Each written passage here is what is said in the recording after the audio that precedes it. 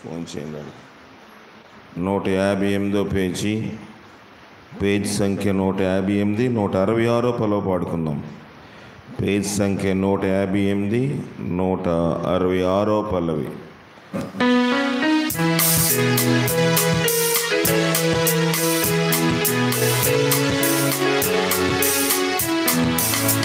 ఆనంద జెండాయే పైకెగురుచున్నది, రాజభవనమైన నా హృదయము నుండి.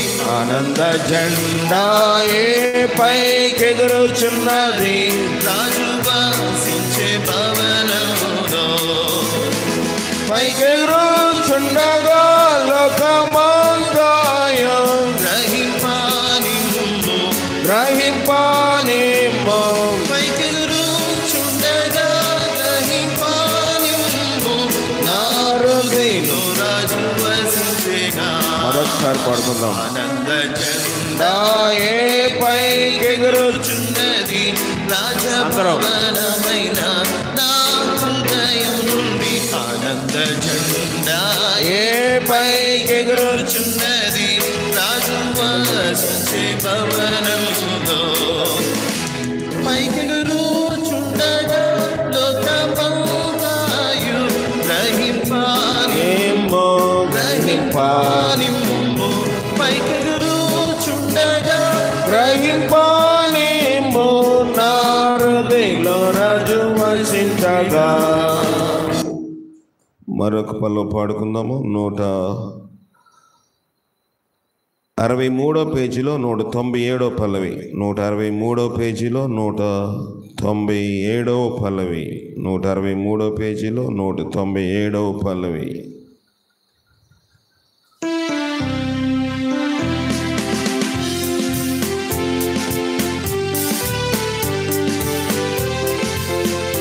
నా తలనెత్తువాడవు నీవే, నా అతిశయాస్పదము నీవే.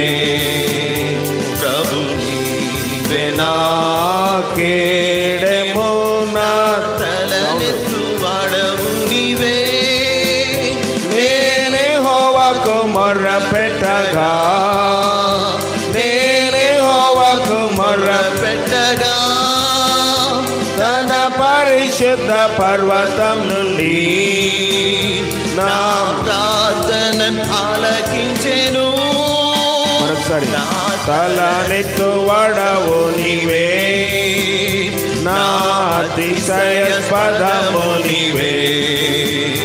ప్రభు నీవే నా కేడెము, నా తలనెత్తువాడవు నీవే.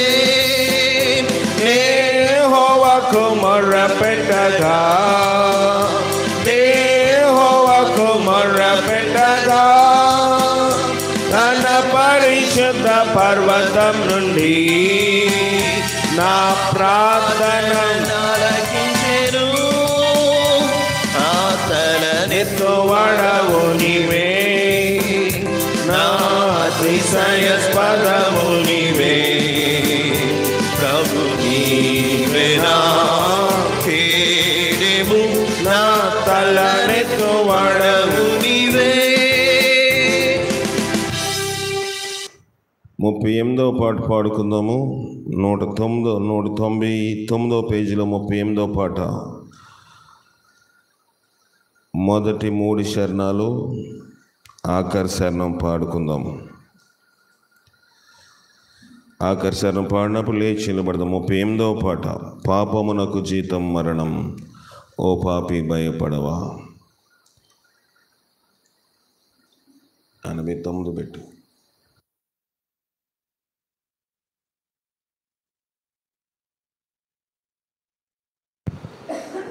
అవును, 38వ పాట.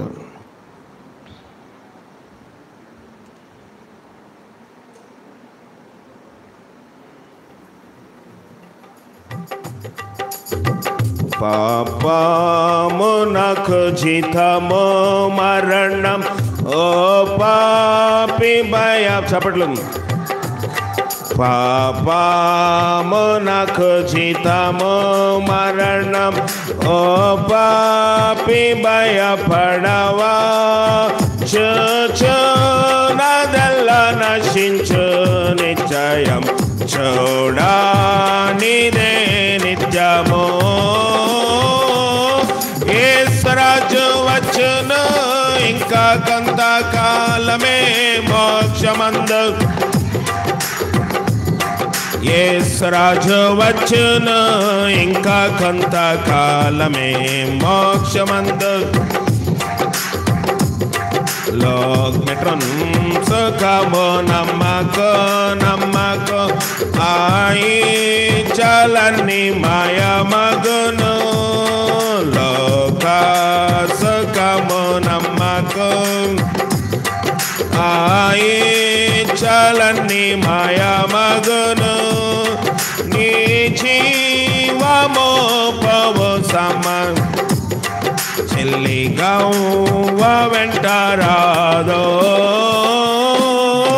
యేసురాజు కొంతకాలమే మోక్షమందు చేరదాము. యేసురాజు వచ్చును, ఇంకా కొంతకాలమే మోక్షమందు చేరదాము. నీ కాలమెల్ల వ్యర్థమగుచున్నది, లోకమాయలలో చిక్కినందున.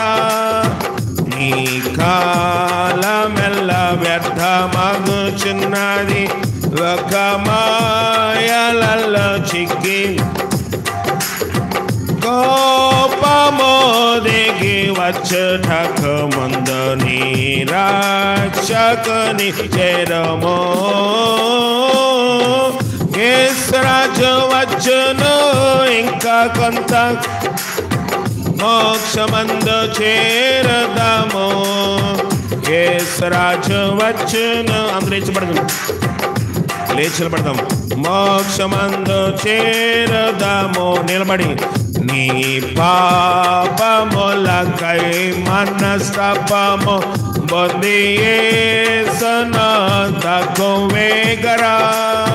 నీ కాలములకై మనస్తాపము పొంది యేసునందకు వేగరా. భయమును పోగొట్టి మన్నింపగా స్తుతి పాడు హల్లెలూయా. యేసురాజు వచ్చును, ఇంకా కొంత మోక్షమందు చేరదాము. యేసురాజు వచ్చును, ఇంకా కొంతకాలమే మోక్షమందు చేరదాము. జీవగల దేవాని ఘనమైన పాదాలకు వందనములు. నువ్వు ఇంత కొంతకాలంలో ఈ లోకంలోనికి రానయ్యున్నావు. లోకమంతా తెలుసుకోబోతుంది, మోక్షములో మేము చేరాలి కనుక మేము సిద్ధపాటు కలిగి ఉండే భాగ్యం మాకు మీరు దయచేసి బలపరచుము. నీ ఆత్మీయ కార్యము నాతోటి మాతోటి ఉంచండి. నన్ను మమ్మల్ని లేవనెత్తము, బలపరచుము. పరిశుద్ధ నిలవాల్సిన స్థలములో అయోగ్యుడను నన్ను నిలబెట్టి మీరు వాడుకును. నా దోషము, నా పాపము, నా పితృత, నా బాల్యకాల యవ్వన కాలం దోషములు, నా పితరుల యొక్క దోషములు యొక్క ప్రభావము, శక్తి ఈ సేవ మీద, పరిచయం మీద ఏలుబడి చేయవద్దు. మా హృదయ ధ్యానము, వినికిడిని, ఆలోచనను నీ ఆధీనములో ఉంచుకొని వినగలిగే చెవులు గ్రహించగల హృదయం దయచేయండి. ఇక్కడను మా చెరపాలెం ఆయా ప్రాంతాల వాక్యం ఇచ్చిన వారి కరెంటు, ఇంటర్నెట్ సౌకర్యము దేవా తండ్రి, అలాగే దేవ సౌండ్ సిస్టము దేవా తండ్రి, పిక్చర్ క్లారిటీ అన్నీ కూడా స్పష్టముగాను వినసంపుగాను చూడ సౌఖ్యముగాను ఉండకు కృప దయచేసి బలపరిచి నా దోషం మీరు వెళ్ళ కడిగి నన్ను పవిత్రపరిచి వాక్యం ద్వారా నాతో మాతో మీరు మాట్లాడమని మా ప్రభువును రక్షకుడైన క్రీస్తు అడిగి వేడుకొని చిన్నాం పరమ తండ్రి. Amen, amen. దయచేసి కూర్చోనండి. ప్రభువైన యేసుక్రీస్తులో మీ అందరికీ నా హృదయపూర్వక వందనములు. లైవ్లో వాక్యం వింటున్న మా చెరుపాలెము ఆయా ప్రాంతాల్లో ఆఫీసుల్లోను గృహాల దగ్గర వాక్యం వినే వారు కూడా ప్రత్యేకమైన వందనములు తెలియజేస్తూ ఉన్నాను.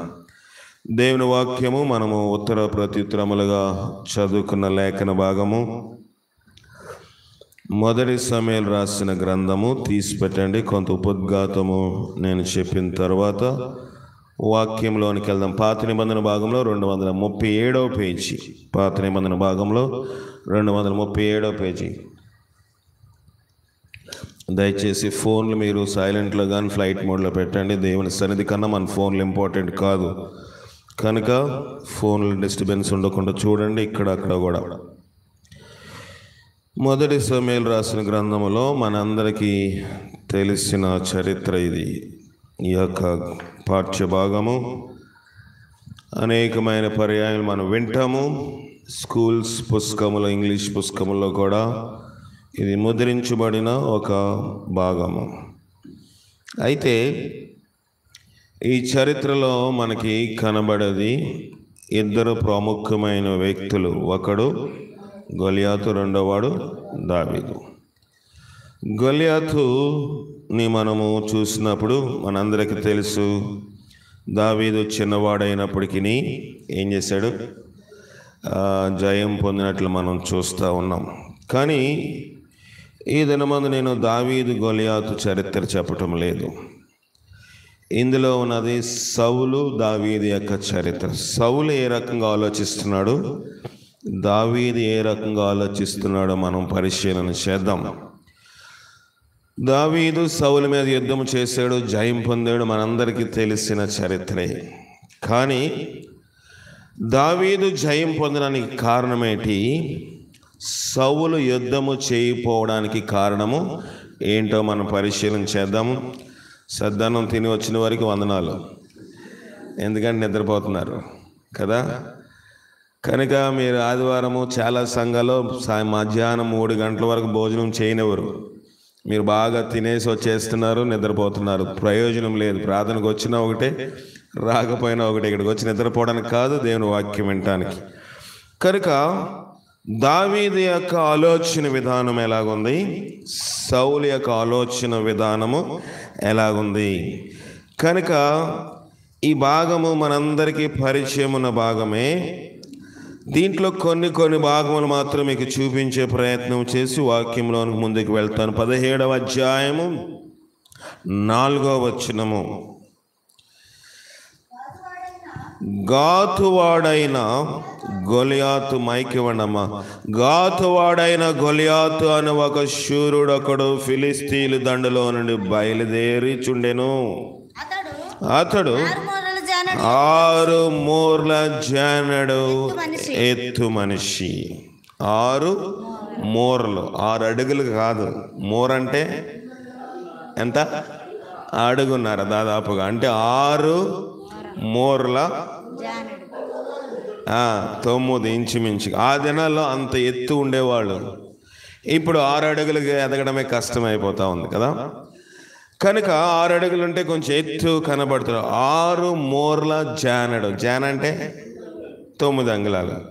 కనుక దాదాపుగా ఇతను 9 అడుగుల 9 అంగుళాలు, 9.9 అంత ఎత్తున్నాడు.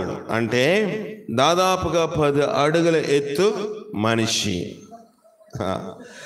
ఈ యొక్క కట్టెను ఉన్న ఎత్తు ఉండవచ్చు దాదాపుగా 10 అడుగులు. అంత ఎత్తు మనిషి అని ఎందుకు చెప్పబడుతుందంటే, ఎత్తైన వాళ్ళకి దృష్టి దూరంగా కనిపిస్తుంది, పొట్టి వాళ్ళకి దృష్టి కనిపించదు. నేను ఎవరిని వక్రీకరించట్లేదు, పొట్టి వాళ్ళు దయచేసి ఏమనుకోవద్దు కదా. పొట్టి వాళ్ళకి కనిపించదు. ఎగరాలి, ఏదైనా చూడాలన్నా, ఏదైనా అందుకోవాలన్నా ఎగరాలి. కొంచెం టోస్ అంటే మునుపు వేళ్ళ మీద నిలబడి దేనైనా అందుకోవడానికైనా చూడడానికైనా ప్రయత్నం చేస్తాం. ఇక్కడ ఎత్తు గురించి చెప్పబడింది. కొత్త నిబంధన భాగంలో పొట్టివాని గురించి చెప్పబడింది. అతని పేరు జకియా. ప్రభువుని చూడడానికి మేడి చెట్టు ఎక్కాడు. పొట్టివాడై జనుల గుంపుకు ఇంటి చేత ప్రభుని చూడలేకపోయాడు. ఎందుకు ఇతని యొక్క ఎత్తు చెప్పబడిందంటే, సాధారణంగా మన ఎత్తు అనగా 6 అడుగులు ఉంటాడులే అనుకుంటాం.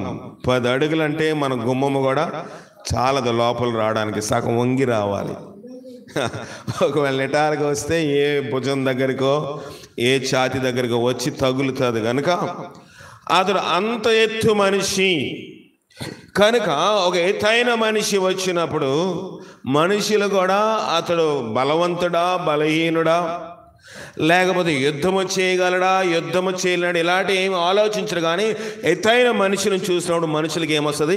భయం వేస్తుంది. కనుక ఇతని ఎత్తు గురించి ఎందుకు చెప్పబడుతుందంటే అతని ఎత్తును బట్టి మనుషులు ఏం చేస్తున్నారు? భయపడుతున్నారు. అతడు ఎంతంట?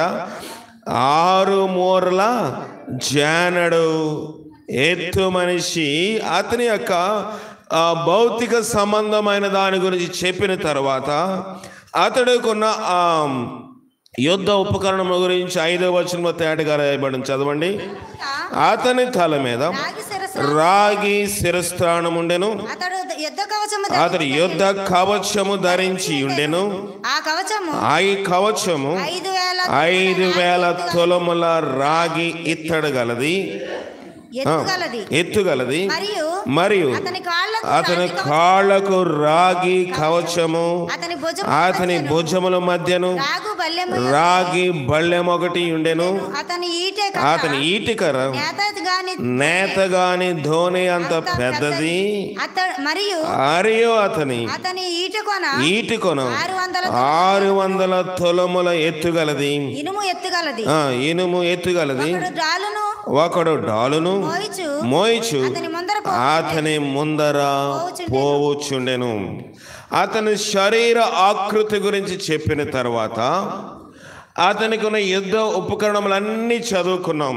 శిరస్త్రాణం ఉంది, రాగి కవచం ఉంది, ఇంకేముంది? ఇత్తడి ఏంటంట? ఇత్తడి గురించి చూడండి. ఇత్తడి లేదా? నేను సొంత మాటలు మాట్లాడుతున్నానా? మరియు అతని కాళ్ళకు ఇత్తడి గురించి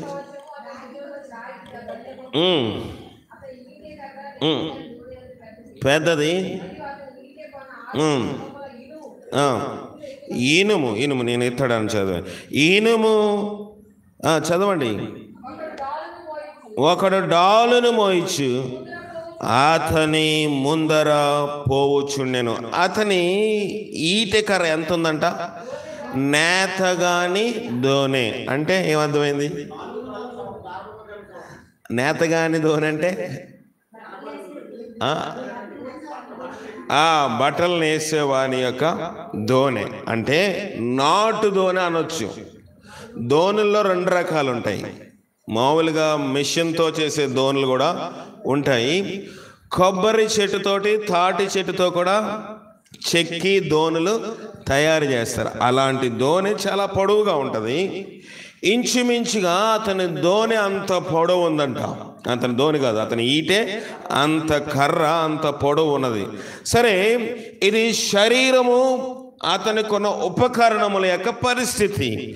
ఎందుకు ఇంత చెప్పబడిందంటే అతనికి యుద్ధములో జయము ఉండకుండా ఉండడానికి ఎలాంటి అభ్యంతరాలు లేవు, అపజయం రావడానికి ఎలాంటి ఇబ్బందులు లేవు. ఎట్టి పరిస్థితుల్లో జయం పొందుతాడు. సాధారణంగా మనము క్రికెట్ చూసేటప్పుడు ఈ టీంను బట్టి క్రికెట్లో ఆటగాళ్ళు బ్యాట్స్మెన్, వికెట్ కీపరు, లేకపోతే బంతి విసిరేవాడు, లేకపోతే బౌండరీలో ఉండేవాడిని బట్టి ఎత్తైన వాళ్ళు ఉంటే అది బాల్ ఎంత పైకి ఎగిరినా సునాయాసంగా దాని చేతిలోనికి తీసుకుని క్యాచ్ పట్టుకుని అవుట్ చేస్తాడు ఎదుటి వ్యక్తిని.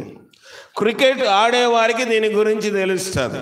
నేను మంచి క్రికెట్ ఆడేవాడిని, కానీ దేవుని యొక్క ప్రణాళిక మేరకు ఒకసారి ప్రార్థన మానేసి క్రికెట్ పోయాను. నేను ఉపవాస ప్రార్థన మానేసి పోయిన తర్వాత నన్ను సాధారణంగా ఆఖరి దింపారు. ఓడిపోతారన్న టైంలోనే డేవిడ్ అయితే అటైతే ఇటు, ఇటైతే ఇటు చేస్తారని. నేను బ్యాటింగ్ బాగా చేసేవాడిని కనుక దింపినప్పుడు నేను ఉపవాస ప్రార్థన మానేసి అప్పుడు మారు మనసు పొందాను. కానీ కొంచెం ఆట అంటే ఆశ ఉంటుంది కదా. క్రికెట్కి పోతే ఆ బాల్ వచ్చి ఈ మడమ యొక్క దీన్ని ఏమంటారు? మడమ అక్కడ ముడుగు ఉంటుంది కదా, దాన్ని ఏమంటారు? దానికి తగిలింది. నేను పడిపోయినప్పుడు అందరూ ఈ చనిపోతాడేమో, ప్రమాదం అయిపోతుందేమో అని కంగారు పడ్డారు. కానీ దేవుడు నాతో ఆ రాత్రి మాట్లాడింది ఏంటంటే, నువ్వు ప్రార్థన మానేసి క్రికెట్కి వెళ్ళావు, నేను ఒక దెబ్బ కొట్టినయా, నేను జాగ్రత్తగా ఉండు అని చెప్పినప్పుడు నేను ఇంకా ఆ దినముతోటి ప్రభా నేను ఆట కన్నా నీ ప్రార్థన కన్నా ఆటకి ఎక్కువ ప్రాముఖ్యత ఇచ్చానని నేను క్రికెట్ని విరమించుకున్నాను. అప్పుడప్పుడు చూస్తాను కానీ దాని మీద ఆశ పోయింది. కనుక నేను ఆడడం తప్పని చెప్పడం లేదు, కానీ దేవునికి ప్రాముఖ్యత ఇవ్వడం అనేది చాలా ప్రాముఖ్యమైన విషయం. ఇక్కడ మనం లోతుగా దీన్ని పరిశీలన చేసినట్లయితే, ఇద్దరు మనుషులు ఉన్నారు, ఇద్దరు ఒకే దేశస్థులు, ఒకే ప్రాంతం వారు.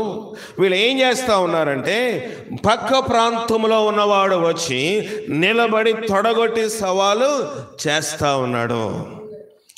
తొడగొట్టి సవాలు చేస్తూ ఉన్నప్పుడు అతని ఎత్తు చూసి అతని తల మీద ఉన్న శిరస్త్రాణం, అంటే కిరీటము కాదు, శిరస్త్రాణం అంటే తల మీద ఏదైనా దెబ్బ తగిలినా, ఏదైనా ఒక ఈట వచ్చినా, బళ్ళెం వచ్చినా, లేకపోతే వడిసెల వచ్చిన ఏదొచ్చినా దానికి తగిలి వెనక్కి రావాలి, కానీ అతని తలకి దెబ్బ తగిలే అవకాశం ఉండదు. కనుక ఇవన్నీ అతనికి ఉన్నాయి. అతని 10 అడుగుల ఎత్తుకి అన్నీ ఉన్నాయి. ఎట్టి పరిస్థితుల్లోని కూడా దెబ్బ తగిలే అవకాశం లేదు. ఒకవేళ ఎంత ప్రావీణ్యంగా దెబ్బ తగిలినా అది అతనికి గాయం కలిగించదు, కానీ ఎదుటివాడిని మళ్ళీ అదే వేగముతో అతడు ఎదుటివాని మీద దాడి చేసే అంత నైపుణ్యం గలవాడు ఎవరు?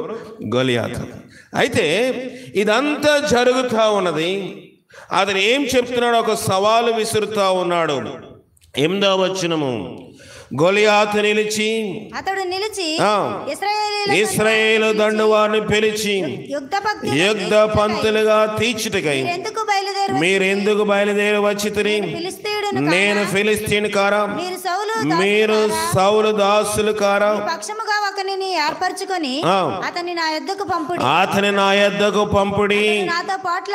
అతడు నాతో పోట్లాడి నన్ను చంపగలిగిన ఎడల మేము మీకు దాసుల మగుదుము. నేను అతన్ని జయించి చంపిన ఎడల మీరు మాకు దాసులై మాకు దాస్యము చేదురు. ఈ దినమున నేను ఇశ్రాయేలు సైన్యమును తిరస్కరించుచున్నాను. ఒక నియమించిన ఎడల వాడును నేను పోట్లాడుదుమని ఆ ఫిలిస్తీనుడు చెప్పుచూ వచ్చెను. సౌలును ఇశ్రాయేలు వారందరూ ఆ ఫిలిస్తీను మాటలు విన్నప్పుడు బహుభీతులైరి, అంటే భయపడిపోతున్నారు. మాటలకి భయపడతా ఉన్నారు కదా. మాటకే భయపడితే ఇంకా చేతల్లో ఏం చేయగలరా? వాడు గట్టిగా మాట్లాడుతూ ఉన్నాడు. మా నాయన ఒక ఉపమానం చెప్పేవారు. అడవిలో ఒకడు కూర్చున్నాడంట. అడవిలో కూర్చుని మంచిగా వస్త్రములు దిట్టముగా వేసుకుని చాప వేసుకుని కూర్చుని ఒక మంచి మాంసము దుకాణంలో ఉండే కత్తి తీసుకుని నూరుతూ వచ్చి వెళ్ళిపోయావు. జాగ్రత్త అంటున్నాడు. బొర్ర మీసాలు ఉన్నాయి, మంచి జుట్టు ఉంది, కొంచెం ఎత్తుగా కనబడుతూ కూర్చునే ఉన్నాడు. కూర్చుని అటుపోయే వాళ్ళు ఇటుపోయి పిలిచి, మీ దగ్గర ఉన్నది నాకు ఇచ్చేయండి. అడవిలో కూర్చున్నాడు. దారిపోయిన బండి ఉంటే బండి ఆపుతా ఉన్నాడు. బండి ఆపి పట్టుకొచ్చి రండి రా. ఎవడైనా సరే అతని పరస్సులో ఉన్నది, వెనకాతలు ఎవరైనా ఒక అమ్మాయి కూర్చుంటే, వాళ్ళ భార్య కూర్చుంటే హ్యాండ్ బ్యాగ్లో ఉన్నది అంతా అక్కడ పెట్టేసి దండం పెట్టేసి వెళ్ళిపోతూ ఉన్నారు. అందరూ వెళ్ళిపోతూ ఉన్నారు. నేను ఇవ్వనండి, నాకు డబ్బులు. రమ్మంటావా? వచ్చానంటే తల ఏం చేస్తాను? నరికేస్తాను. కనుక వచ్చేవాళ్ళు వెళ్ళేవాళ్ళు భయపడిపోతూ ఉన్నారు. దినములు సాగిపోతూ ఉన్నాయి, సంవత్సరాలు అయిపోతూ ఉన్నది. ఇతను బహు కుబేరుడు అయిపోయాడు, మంచి ధనము సంపాదించాడు. ఒక దినమంది అక్కడ ఒక అతను వెళ్తా ఉన్నాడు. అతను కూడా పిలిచాడు, కత్తిని ఎవరుతా ఉన్నాడు. రారా, దగ్గర పెట్టరంటే నేను పెట్టను అంటున్నాడు. రమ్మంటావా? రా అన్నాడంట. ఏమన్నాడు? రమ్మంటావు అంటే రా అన్నాడు. వస్తాను రా రా అన్నాడంట. అంటున్నాడు కానీ లేగలేకపోతున్నాడు. అతని 2 కాళ్ళు లేవు. కూర్చుని ఏం చేస్తా ఉన్నాడు? ఆర్భాటముతోటి కూర్చుని మనుషులను భయభ్రాంతులు చేసి వాళ్ళ దగ్గర అడుక్కుంటూ, కాళ్ళు లేకపోయినా అతనుకున్న ఆకృతిని బట్టి, అతనుకున్న మీసాలను బట్టి, అతని దగ్గర మారణ ఆయుధం అంటే చాకు తీసుకుని నూరుతూ మనుషులను భయభ్రాంతులు, భీతులు కలుగజేసి ఏం చేస్తున్నాడు? అందరి దగ్గర దోచుకుంటా ఉన్నాడు.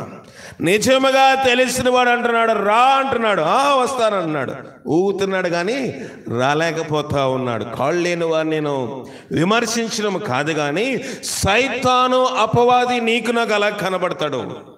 అపవాది యొక్క పట్టు తెలియనప్పుడు, అపవాది యొక్క ప్రభావం తెలియనప్పుడు, అపవాది యొక్క మాటలు, అపవాది యొక్క గుసగుసలు, అపవాది నీకు పెద్దవాడిగా కనబడతాడు. నీలో ఉన్న దేవుని శక్తి చిన్నగా కనబడుతుంది. అపవాది బహు పెద్దవాడుగా ఉంటాడు. వస్తావంటే రా. సైతాను ఎదురుగా నిలబడినప్పుడు, అపవాది నీ ముందు నిలబడినప్పుడు నీకున్న స్థితిగతులు ఏమైనా కావచ్చు. అది ఇంట్లో సమస్య కావచ్చు, లేకపోతే సమాజంలో సమస్య కావచ్చు, నీ బంధువుల దగ్గర సమస్య కావచ్చు, నీ రక్త సంబంధాల సమస్య కావచ్చు, లేకపోతే వివాహంలో సమస్య కావచ్చు. వివాహమైన తర్వాత నీ యొక్క గర్భము దాల్చడానికి మనుషుల దృష్టిలో ఇంకా గర్భము రాదు, నువ్వు గొడ్రాలువి, నీవు గొడ్డుడు అని మనుషులు చెప్పినప్పుడు ఆ మాటలు పెద్ద సమస్యగా కనబడతాయి. లేకపోతే నీ ఆర్థిక ఇబ్బందులు కూడా పెద్ద సమస్యగా కనబడతాయి. నీ స్కూల్లో, నీ కాలేజీలోని, విశ్వవిద్యాలయంలో నీ సబ్జెక్ట్స్, నీ మ్యాథమెటిక్స్, నీకున్న కఠినమైన ఇంగ్లీష్ లేకపోతే హిందీ, ఇతరమైన సబ్జెక్టులు నీకు అర్థం కానప్పుడు అవి పెద్దగా కనబడతాయి. మీలో ఎవరికైనా జ్ఞానము కొద్దుగా నెడల నా యొద్దకు రండి, నన్ను అడిగితే మీకు విస్తారముగా లెక్కలేనంతగా విశాలవంతమైన జ్ఞానము నీకు ఇస్తాను. సొలొమోను అన్నాడు, లోకములో ప్రసిద్ధి చెందినవాడు. లోకములో మనుషుల జ్ఞానం గురించి చెప్పుకోవాలంటే సాల్మన్ అంటే సొలొమోను అని ప్రపంచమంతా ఒప్పుకోవాలి. ఎక్కడి నుంచి వచ్చింది జ్ఞానము? సొలొమోను తల్లి ఏమైనా జ్ఞానవంతురాలా? మనం అనుకుంటాం నీ నాన్నగారు తెలివైనడు కనుక నీకు తెలివితేటలు వచ్చారా? జ్ఞానము ఎవరివ్వాలి? దేవుడివ్వాలి. సొలొమోను యొక్క తల్లి అజ్ఞానవంతురాలు, సొలొమోను యొక్క తల్లి భయభ్రాంతురాలు, సొలొమోను యొక్క తల్లి భయపడిపోయింది.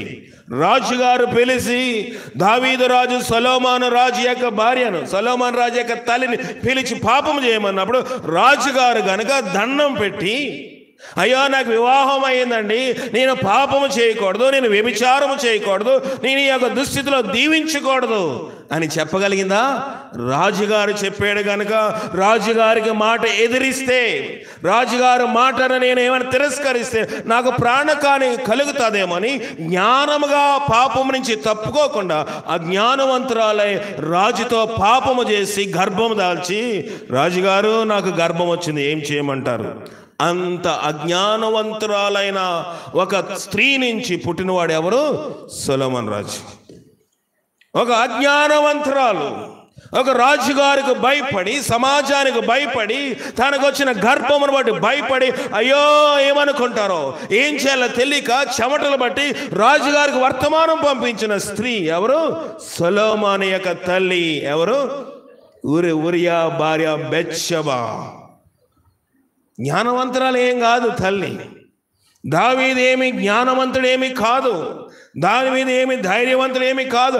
అలాంటి వాళ్ళని పుట్టినవాడు ఎవరు? సొలొమోను రాజు. సొలొమోను ప్రభు అడిగాడు, ప్రభుని సొలొమోను అడిగాడు, ప్రభా నాకు జ్ఞానము దయచే ప్రభా, నీ కోరికలు ఎలాగున్నాయి, నీ ఆలోచన ఎలాగుంది ప్రభు దగ్గర అడుగు.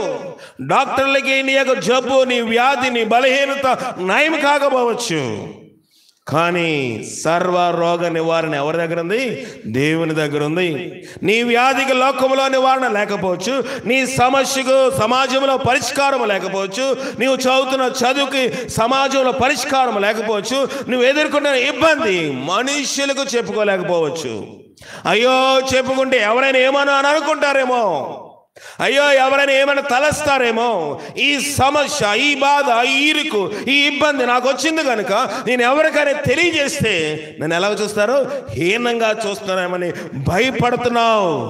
సైతాన్ అంటాడు, నువ్వు తప్పు చేసావు కదా, నువ్వు ఎవరికైనా చెప్తే నువ్వు ఫలానా అనుకుంటారు, నువ్వు తేడా అనుకుంటారు, నువ్వు పాపు అనుకుంటారు, నువ్వు దొంగ అనుకుంటారు, నువ్వు మూర్ఖురాలు అనుకుంటారు, నువ్వు ఇంత భయంకరమైన స్త్రీ అనుకుంటారు, నువ్వు ఇంత భయంకరమైన పురుషుడు అనుకుంటున్నావు. నువ్వు కోటిమెట్లు ఆడిపోతూ సౌలు సైన్యం వల్ల ఏమైపోతున్నావు? భయపడిపోయి భీతులు ఎక్కిపోతా ఉన్నావు. ఒక ప్రాంతంలోని ఒక దొరగారి దగ్గర ఒక కుర్రవాళ్ళందరూ చదువుకుంటూ ఉన్నారు. అనేక మంది కుర్రవాళ్ళు చదువుకునే సమయంలో పిల్లలు ఏం చేస్తారు? చిన్నపిల్లలు 6-7 తరగతి చదివేవాళ్ళు చిన్న చిన్న రాళ్ళు పిక్కరాళ్ళు ఉంటే ఇసురుకుంటూ ఉన్నారు. ఇసురుకుంటూ ఉండే సమయంలోని వీళ్ళు ఏం చేస్తారు? బ్యాట్ లేదు, బాల్ లేదు, పరీక్ష అట్లు ఉంటాయి కదా, పరీక్ష అటు ఒకటి పట్టుకుంటే ఇంకోటి ఏం చేస్తున్నాడు? రాయి ఇసురుతున్నాడు. ఈ రాయి ఇసురు కొట్టే సమయంలో ఏమైందంటే ఈ పరీక్ష అట్టకు తగిలి రాయి వెళ్ళి దొరగారు బాతుకి తగిలి బాతు ఏమైపోయింది? చచ్చిపోయింది. దొరగారు బాతు ఏమైపోయింది? చచ్చిపోయింది. చచ్చిపోతే కిటికీలోంచి వంట వండుతూ చూస్తూ ఉన్నాడు వంట మేస్త్రి చూసి త్వరగా వచ్చే, రే ఏంట్రా సంగతి, బాతుని చంపేసా దొరగారికి చెప్పమంటావా అని అడిగాడు. ఎవరిని? 6-7 తరగతి చదివే కుర్రాడిని. అయ్యా బాబు నాకు చెప్పదు, దొరగారికి చెప్తే మా ఇంటికి పంపించేస్తారు, నేను చదువుకోవడానికి అవ్వదు, మా అమ్మ నాన్నలు ఎంత కష్టపడి హాస్టల్లో పెట్టాను చదివిస్తూ ఉన్నారు, దొరగారికి మాత్రం నువ్వు చెప్పదు. మరి చెప్పను కానీ నేను చెప్పే పని చేస్తావా? చేస్తాను. ఏ పనైనా చేస్తాను, ఎంత కష్టమైనా చేస్తాను, ఏ టైంలో పిలిచినా చేస్తాను. అయితే ఉదయమే వచ్చి నువ్వేం చేయాలి? కూరగాయలు కట్ చేయాలి. మధ్యాహ్నం వచ్చి అంటులు తోమాలి. సాయంకాలం వచ్చి కూరగాయలు కట్ చేయాలి. సాయంకాలం మళ్ళీ అందరూ భోజనం చేసిన తర్వాత పెద్ద పెద్ద డబరాలు, డేక్షాలు, తపాళాలు అన్నీ కూడా ఏం చేయాలి? కడగాలి. సరే కడుగుతాను, కానీ దొరగారు చెప్పవు కదా. చెప్పనంటే చెప్పను అన్నాడు. సరే దినములు సాగిపోతూ ఉన్నాయి. ఉదయమే లెగిస్తాడు. అందరూ 5:30కి ఫస్ట్ బెల్ అయితే ఇది 4:30కే లేచి ఎవరికి కనబట్టలేదు. ఏడ్రా పలానా వాడు లేడ్రా, ఎక్కడికో టాయిలెట్కి వెళ్ళి అనుకుంటున్నారు. వెళ్ళి త్వరగా అక్కడ ఏం చేస్తున్నాడు? కిచెన్లోకి వెళ్ళి వంటశాలలోకి వెళ్ళి కూరగాయలు కట్ చేసేస్తున్నాడు. అయిపోతుంది, వచ్చేస్తున్నాడు, స్నానం చేస్తున్నాడు, యథావిధిగా వెళ్ళిపోతున్నాడు. మళ్ళీ మధ్యాహ్నం వెళ్తా ఉన్నాడు. అందరూ తోమేసిన తర్వాత మధ్యాహ్నము 12 గంటల నుంచి 1 గంట వరకు భోజన విరామం అయితే ఇతడు త్వరగా 5 నిమిషాలు భోజనం చేసి ఆ డబరాలు, డేక్షాలు, తెపాడాలు అన్నీ కూడా అండీలు అన్నీ ఏం చేస్తున్నాడు? కడిగేస్తూ ఉన్నాడు. సాయంకాలం కూడా వెళ్ళి కిచెన్లోకి వెళ్ళి సాయంకాలం భోజనం సమయంలో వంట కాయగూరలు కట్ చేస్తున్నాడు. మళ్ళీ డబరాలు, డేక్షాలు, తెపాడాలన్నీ తోమేస్తూ ఉన్నాడు. రోజులు గడిచిపోతూ ఉన్నాయి. నిద్ర లేదు, సన్నగిలిపోయాడు, బక్కచిక్కిపోయాడు. అయ్యో ఆరోగ్యం క్షీణించిపోతా ఉంది, ఏం చేయాలో తెలియటం లేదు. ఏ రోజైనా లేటుగా వస్తే ఈ వంట మేస్త్రి అంటున్నాడు, దొరగారికి చెప్పమంటావా? వచ్చి పని చేస్తావు? అయ్యో చెప్పదయ్యో, వచ్చేస్తాను. జ్వరమైన ఊర్లోని ఆ యొక్క పాఠశాలలోని ఆ హాస్టల్లోని ఏ మంచి కార్యక్రమం అందరు పిల్లలు సంతోషిస్తూ ఉన్నారు. ఇతను సంతోషించడానికి రోజులు లేవు. ఒకరోజు అనుకున్నాడు, ఈ సమస్య నాకు పెద్దదైపోతూ ఉంది, ఈ యొక్క ఇబ్బందిని పెద్ద అయిపోతుంది, నేను ఆరోగ్యం పాలైపోతానని చెప్పి ఆ హెడ్ మాస్టర్ గారు దొరగారు ఒంటరిగా ఉన్నప్పుడు గది దగ్గరికి వెళ్ళి గేట్ దగ్గర నిలబడి చేతులు 2 కట్టుకుని నిలబడ్డాడు. దొరగారు అన్నారు, రాబాయ్ ఎక్కడ, ఏంటి, ఎందుకు వచ్చావు? ఏడుస్తూ ఉన్నాడు. దొరగారి దగ్గరికి వెళ్ళి ఏడుస్తూ ఉండి కాళ్ళ మీద పడిపోయాడు. అయ్యా నన్ను క్షమించను. ఎందుకయ్యా నిన్ను క్షమించాలి? ఎందుకంటే అయ్యా నేను కొన్ని దినాల క్రితము నేను ఆడుతూ పాడుతూ ఉన్నప్పుడు నేను రాయి విస్తున్నప్పుడు ఆ రాయి వెళ్ళి మీ బాతుకు తగిలి బాతు ఏమైపోయింది? చనిపోయింది. బాతు చనిపోయింది, పర్లేదు. నీవు వచ్చి నీ తప్పును ఒప్పుకున్నావు, నీవు వచ్చి నీ పాపాన్ని ఒప్పుకున్నావు, నీవు వచ్చి నువ్వు చేసిన అతిక్రమణ ఒప్పుకున్నావు కనుక క్షమించేస్తున్నాను, వెళ్ళిపో. నీకేమి ఫైన్ విధించను, నీకేమి టీసీ ఇచ్చాను, నువ్వు వచ్చి నిజాయితీగా నీ తప్పును ఒప్పుకున్నావు కనుక నేను క్షమించేస్తున్నాను, వెళ్ళిపోమన్నాడు. గంతులు వేసుకుంటే ఎలాగొచ్చేస్తున్నాడు? ఉత్సాహంగా వచ్చేస్తా ఉన్నాడు కుర్రవాడు. సాయంకాలం అయిపోయింది. వంటవాడు ధీమాగా కాళ్ళ మీద కాళ్ళు వేసుకుని కూర్చున్నాడు. ఎవరి కోసం? ఈడొచ్చి కాయగూరలు కట్ చేస్తాడని, కాయగూరలు చాప్ చేస్తాడని కూర్చున్నాడు. రావట్లేదు. ఈ లేటుగా వచ్చి ఎక్కడికో టాయిలెట్కి వెళ్ళి చూస్తూ ఉన్నాడు. మనోడు ఏం చేస్తున్నాడు? అందరితో పాటు ఆడుకుంటా ఉన్నాడు. రే ఏంట్రా ఇక్కడ ఆడుతున్నావు? ఇది నీ ప్లేస్ కాదుగా, రావాలి కదంటే రాను అంటున్నాడు. ఏమంటున్నాడు? నేను రాను అంటున్నాడు. రా దొరగా చెప్పుకో అన్నాడు. ఏమన్నాడు? చెప్పుకో, నీ దిక్కున్నా కాడు చెప్పుకో అంటున్నాడు. ఎరా ఏ తమాషా, గేర ఎక్కువైందా, ఎక్కువైంది, ఏమైంది వెళ్ళి చెప్పుకో అన్నాడు. అప్పుడు అర్థమైంది. ఎందుకు అలాగ అంటున్నావంటే, నేను ఆల్రెడీ దొరగారి దగ్గరికి వెళ్ళి క్షమాపణ అడిగేశాను. అతిక్రమములు దాచిపెట్టేవాడు వర్ధిల్లుడు, కానీ దాన్ని ఒప్పుకొని విడిచిపెట్టేవాడు కనికరం పొందుతాడు. అంతవరకు చిన్న దోషమే, కానీ కొన్ని నెలల పాటు శ్రమ పడిపోయాడు. కొన్ని నెలల పాటు అతను చెప్పిన మాటకు, అంటే ఆ యొక్క కుక్క ఎలాగున్నాడో ఒక సాతాను వలె ఉండి అతను శోధించు, అతన్ని విడుదల పొందకుండా చేస్తూ, అతని అతిక్రమములను బట్టి అతను హింసిస్తూ, నువ్వు దోషివి, నువ్వు దొంగవి, నువ్వు ఈ కోపంలో ఉన్నావు, నువ్వు దొరగారు బాతుని చంపేశావు. చిన్నదే వెళ్ళిపోయాడు, పాదంలో పడ్డాడు. విడుదల పొందిన తర్వాత ఏ బంధకముల కింద ఆ కుర్రవాడు లేడు. ప్రియమైన దేవుని సంగమా, ఈ యొక్క సౌలు వారి కుటుంబీకులకు ఎలా కనబడుతుందో చూద్దాము. 12వ వచనం చదవండి. దావీదు యోధా బెత్లెహేము వాడగు ఎఫ్రాతీయుడైన యెష్యాను వాని కుమారుడగు యెష్యాకి 80 కుమారులుండిరి. అతడు సౌలు కాలమందు జనులలో ముసలివాడైనను. అయితే యెష్యా యొక్క ముగ్గురు పెద్ద కుమారులు యుద్ధము చేయుటకు యుద్ధమునకు సౌలు వెంటనే పోయిండిరి. పోయిన అతని ముగ్గురు కుమారుల పేర్లేవనగా జ్యేష్ఠుడు ఎలియాబును, రెండవ వాడు అభినాదాబు, మూడవ వాడు షమ్మా. దావీదు కనిష్ఠుడు, పెద్దవాడైన ముగ్గురు సౌలు వెంట పోయిండ్రు. గాని దావీదు బెత్లెహేములో తన తండ్రి గొర్రెలు తిరిగి పోవచ్చు వచ్చి చూడెను. ఆ ఫిలిస్తీయుడు ఉదయమున సాయంకాలం బయలుదేరుచు 4 దినములు తను అగుపరుచుకొనుచు వచ్చెను. దావీదుకి ఎంతమంది అన్నదమ్ములు? 7 ఉన్నారు అన్నలు. దావీదు ఎన్నోవాడంట? 8వ వాడు, కనిష్ఠుడు, ఆఖరివాడు. దావీదు యొక్క అన్నగారులు పెద్దోళ్ళు ముగ్గురు ఎక్కడున్నారు? సౌలు దగ్గర యుద్ధములో, మిలిటరీలోని, ఆర్మీలో ఉన్నారు. కనుక అన్నదమ్ములను చూడ్డానికి ఇప్పుడు తండ్రి పిలిచాడు. అరే, అన్నోళ్ళు ముగ్గురు ఎక్కడున్నారు? మిలిటరీలో ఉన్నారా, బోర్డర్లో ఉన్నారు, సరిహద్దులో ఉన్నారు. ఇప్పటికి 40 రోజులు అయిపోయింది. 1 రోజు కాదు, 2 రోజులు కాదు, ఫిలిస్తీయుడు ప్రగల్భాలు పలికింది. 40 రోజులు రోజు వస్తున్నాడు. తొడగడు. ఎవడు రాలేడా? సరే, ఇంకొక రోజు ఇస్తాను. ఎవడు రాలేడా? ఇంకొక రోజు ఇస్తాను. అలాగ 40 రోజులు అయిపోయింది. 40 రోజులు కూడా ఎవడో ఒక అడుగు ముందేయడానికి భయపడుతున్న సమయంలో దావీదు ఏం చేశాడంటే క్యారేజ్ పట్టుకుని వస్తా ఉన్నాడు. చదవండి ఆ భాగం. 17వ వచనము. యెష్యా తన కుమారుడైన దావీదుని పిలిచి, నీ సహోదరులకు వేయించిన ఈ గోధుమలో ఒక తుమ్మిడు, ఈ 10 రొట్టెలు తీసుకుని దండులో ఉన్న నీ సహోదరులకు త్వరగా పొమ్ము, మరియు ఈ 10 జున్నుగడ్డలు తీసుకుని పోయి వారి సహస్రాధిపతికి ఇమ్ము. నీ సహోదరులు క్షేమంగా ఉన్నారు లేదా సంగతి తెలుసుకుని వారి యొద్ద నుండి ఆనవాళ్ళు ఒకటి తీసుకుని రమ్మని చెప్పి పంపివేశాను. దావీదు క్యారేజ్ అట్టుకుని వెళ్తాడు. ఎక్కడికి? యుద్ధంలోనికి. వాళ్ళ అన్నదమ్ములకి ముగ్గురికి 10 రొట్టెలు. సహస్రాధిపతి అంటే వారి మీద ఒక సూపర్వైజర్, ఒక కమాండరు, ఒక బెటాలియన్ ఆఫీసర్ ఉంటాడు. అతనికి 10 ఏంటంట? జున్నుగడ్డలు. జున్ను అనేది బహుబలమైన ఆహారం. శక్తిహీనతగా ఉన్నప్పుడు కొంచెము జున్ను తింటే ఎంత నీరసమైన త్వరగా కడుపు అయితే నిండదు, కానీ ఏమవుతుంది? త్వరగా శక్తి వచ్చే ఆహారంలో జున్నే ఒకటి. కనుక జున్నే శక్తినిచ్చే ఆహారము, శ్రేష్టమైన ఆహారము, ఖరీదైన ఆహారము. కనుక సహస్రాధిపతికి 10 జున్నుగడ్డలు ఏం చేశాడు? ప్యాకింగ్ చేసి పంపిస్తే దావీదు వెళ్ళాడు. ఎవరికి ఇవ్వాల్సిన ప్యాకెట్లు వాళ్ళకి ఇచ్చేసాడు.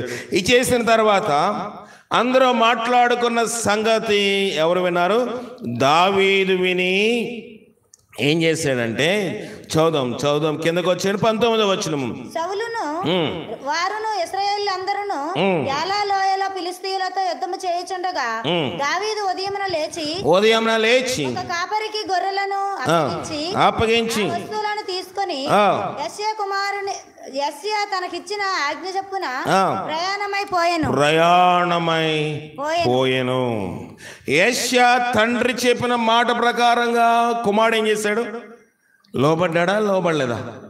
సరికి పని చెప్పాడు కనుక, ఏ పని చెప్పాడు? అన్నవాళ్ళకి క్యారేజ్ ఇచ్చే పని చెప్పాడు కనుక దావీదుకు రోజు పని అని చెప్పండి. గొర్రెలు కాయలు, గొర్రెలు లేసి వెళ్ళిపోయాడా? గొర్రెల పని వేరే కాపరికి అప్పగించాడు. మనమైతే వాదాలు వేసేసుకుంటాం. నేను ఈ పని చేస్తాను కూడా అక్క ఈ పని చేయాలి, నేను ఈ పని చేస్తాను తమ్ముడు ఈ పని చేయాలి, నేను ఈ పని చేస్తాను అన్న ఈ పని చేయాలి, నేను ఈ పని చేస్తాను కనుక నేను ఇప్పటిదాకా కష్టపడి వచ్చాను కనుక నేను ఈ పని చేయను. దావీదు 2 పనులు అతనే బాధ్యత వహిస్తున్నాడు. అరే నువ్వు గొర్రెలు మేపాలు కనుక నీ గొర్రెలు నేను చూసుకుంటాను, నువ్వు వెళ్ళి అన్నయ్యోళ్ళకి జున్నుగడ్డ, అన్నయ్యోళ్ళ అధికారికి జున్నుగడ్డలు, అన్నయ్యోళ్ళకి రొట్టెలు ఇమ్మని చెప్పాడా? లేదు, ఉదయమే లేచి వెళ్ళాలి. మరి డాడీ నీ గొర్రెలు ఎవరు చూస్తారు? అన్నయ్యోళ్ళ దగ్గర నేను వెళ్తే అన్నాడా? ఆ బాధ్యతను కూడా దావీదు ఏం చేస్తాడంటే వేరే గొర్రెల కాపరికి ఆ బాధ్యతను అప్పగించాడు. ఒక క్రైస్తవుడు బాధ్యత రహితముగా ఉంటాడా, సహితంగా ఉంటాడా? బాధ్యత సహితంగా ఉంటాడు, రహితంగా ఉండడు. బాధ్యత లేనివాడుగా ఉండడు. నాకేం పని, నేనే చేయాలి పని, అంట్లు నేనే తవ్వాలి, ఇల్లు నేనే కడగాలి, ఏమైనా ఉన్న వస్తువులన్నీ కూడా నేనే చేయాలి అనే పని మనుష్యులోనికి ఒక క్రైస్తవుడికి రాదు. అయ్యో సమస్తము నాదే, అయ్యో అన్నలేక క్షేమము చూడాలంటే నా తండ్రి ఎలాంటి వాడు, ముసలివాడు, వెళ్ళలేడు, అనారోగ్య పరిస్థితిలో ఉన్నాడు, నేను 9వ వాడిని, నేను బలవంతుడిని, నేను ధైర్యవంతుడిని, నేను వెళ్ళగలను, వెళ్తాను. తండ్రి ఆజ్ఞాపించాడు, బాబు నీకు చాక్లెట్కి 10 రూపాయలు ఇస్తాను. మన తల్లిదండ్రులు ఎలాగుంటారు? నాతో సహితంగా ఎలాగుంటాం? మేము ఊరు వెళ్తామంటే అయ్యా నేను ఊరు వెళ్తాను కానీ 100 రూపాయల నుంచి ఏదైనా కొనుక్కొని తినేసేసి బాగా పడుకోరా, అంతేనా? మనం మన బిడ్డలకి ఏంటంటే లంచం ఇవ్వడం చిన్నప్పటి నుంచి నేర్పుతా ఉన్నాం. అయ్యో నేను ఊరు వెళ్తున్నాను కనుక నేను ఊరు తీసుకెళ్ళదు కనుక ఈ 100 రూపాయలు ఖర్చు చేసుకో, ఈ 500 ఖర్చు చేసుకో, నేను వచ్చిన తర్వాత నీకు మంచి బట్టలు కొంటాను, నీకు వచ్చిన తర్వాత అది కొంటాను, నీకు వచ్చిన తర్వాత ఇది కొంటాను అని చెప్పి వాళ్ళని బుజ్జగించి వెళ్ళవలసి వస్తూ ఉంది. ఏంటిది? లంచగొండితనము. అవునా కదా? చెప్పండి. ఇక్కడ దావీదు ఏం చేశాడంట? తన తండ్రి ఆజ్ఞ ఇచ్చాడు. రైట్, లేగో ఉదయమే ప్యాకెట్లు తీసుకో, వెళ్ళి ఎక్కడికి వెళ్ళాలి? అన్నగారి దగ్గరికి వెళ్ళాలి, వాళ్ళకి క్షేమ సమాచారం మళ్ళీ నాకు తిరిగి ఆనవాళ్ళు తీసుకురా. వాళ్ళు బ్రతుకున్నారు, నాకేంటి? ఫోటో తీసుకుని ఒక సెల్ఫీ తీసుకునిరా, మన భాషలో అర్థం అవ్వాలంటే, అంతేనా? వాళ్ళతో నువ్వు వెళ్ళంటే రుచివేంటి? మధ్యలో నీ ఫ్రెండ్స్తో నువ్వు వెళ్ళి ఆ జునిగడ్లు ఇచ్చేసి ఆ రొట్టెలు తినేసి మళ్ళీ మధ్యసారి వెనక్కి వచ్చేస్తావేమో కనుక నువ్వు వెళ్ళాలి, ఒక ఆనవాళ్ళు తీసుకురా. ఏం ఆనవాళ్ళు తీసుకొచ్చాడు నాకు తెలియదు, కానీ మొత్తానికి వాళ్ళ దగ్గర ఉన్నట్లు, వాళ్ళతో మాట్లాడినట్లు, ఈ జున్నుగడ్డలు అందించినట్లు, వాళ్ళకి క్షేమంగా ఉన్నట్లు ఆనవాళ్ళు తీసుకుని వచ్చాడు. దావీదునకు తన తండ్రి ఆజ్ఞాపించిన చర్య అంతటి ప్రకారము దావీదు చేసి ప్రయాణమై పోయింది. ఎప్పుడు లేచాడంట? ఉదయమే 10 గంటల వరకు లేకరు మన పిల్లలు. 10 గంటల వరకు లేచి అలవాటు ఉండదు. ఇక్కడ ఏముంది? దావీదు ఉదయమునే లేచి ఒక కాపరిని, 20వ వచనం, ఒక కాపరిని గొర్రెలను అప్పగించి ఆ వస్తువులను తీసుకుని యెష్షయి తనకి ఇచ్చిన ఆజ్ఞ చొప్పున. ఏంటంటే ఏమి ఇచ్చాడంటే తండ్రి ఆజ్ఞ. నిజమైన బిడ్డలు తల్లిదండ్రులకు ఆ రీతిగా లోబడతారు, బతిమాలవలసిన అవసరం ఉండదు. దావీదు అభివృద్ధి పొందాడంటే దావీదును బైబిల్ దావీదు కుమారుడు అయిన యేసేపు అని పిలిచాడు. దావీదు వంశములోను గోత్రములో యేసుప్రభువు వారు జన్మించాడంటే ఇతర రాజుల గురించి బైబిల్ చెప్పవలసి వచ్చినప్పుడు దావీదు నడిచిన చర్యంతర ప్రకారం అని చెప్పాడంటే దావీదు తన తండ్రికి 100కి 100 పాళ్ళు మనసు పూర్తిగా లోబడ్డాడు. ఉందా లోబడే స్వభావము? ఎదిరిస్తున్నావా? చులకనగా చూస్తున్నావా? దావీదు యొక్క తండ్రి ఎలాంటి వాడంట? ముసలివాడు.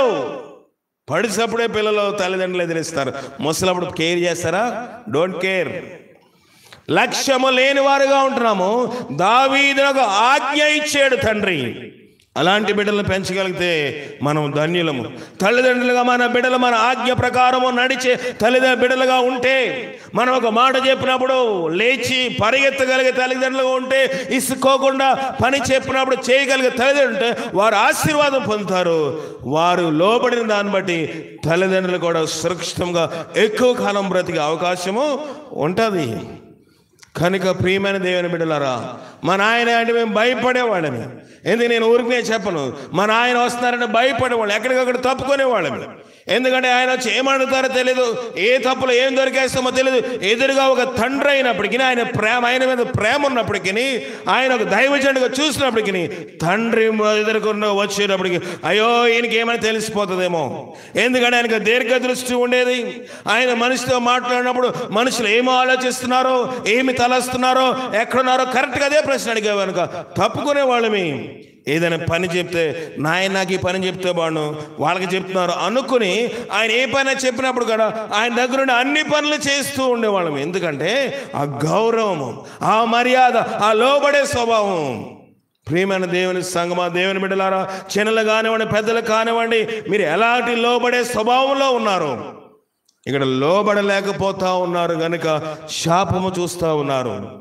కనుక ఇక్కడ ఏం చేశాడంట, దావీదు ఉదయమే లేచి వెళ్తా ఉన్నప్పుడు మొత్తానికి అక్కడ ఉన్నదంతా పరిస్థితులను గమనించాడు.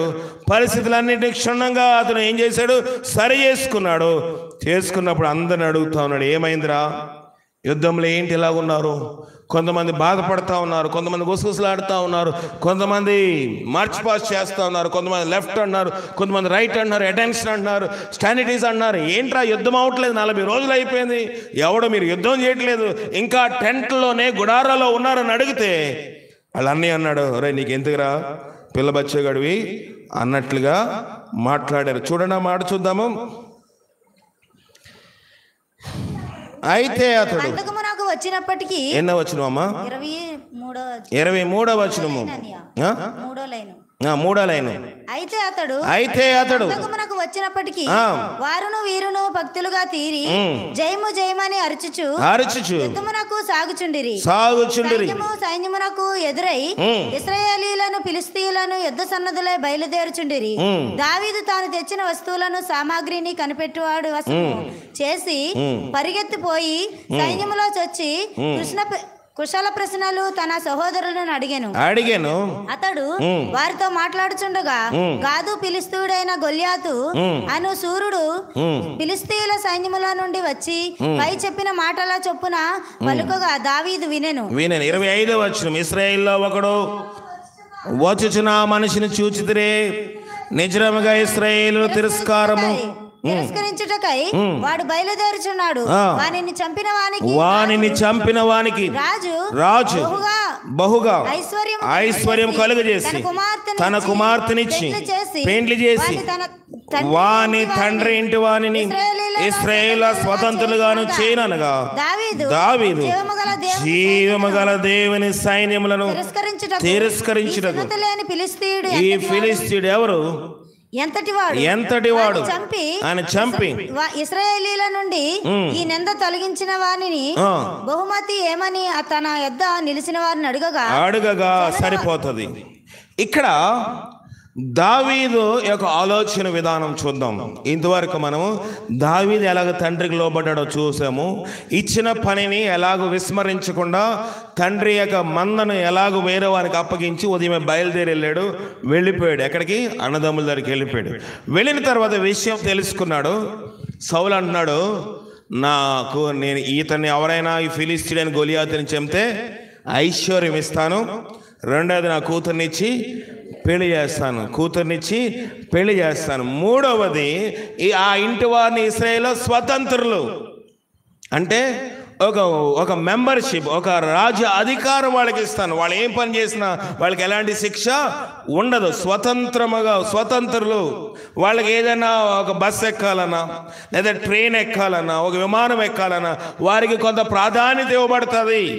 వాళ్ళు ఏ ప్రదేశంలో మిలిటరీ క్వార్టర్స్లోకి వెళ్ళాలన్నా, ఆర్మీ క్వార్టర్స్లోకి వెళ్ళాలన్నా, నేవీ క్వార్టర్స్లోకి వెళ్ళాలన్నా, రాజు దర్బార్లోనికి, ప్యాలెస్లోనికి, కోర్టులోనికి రావాలన్నా ఆంక్షలు ఏమీ ఉండవు.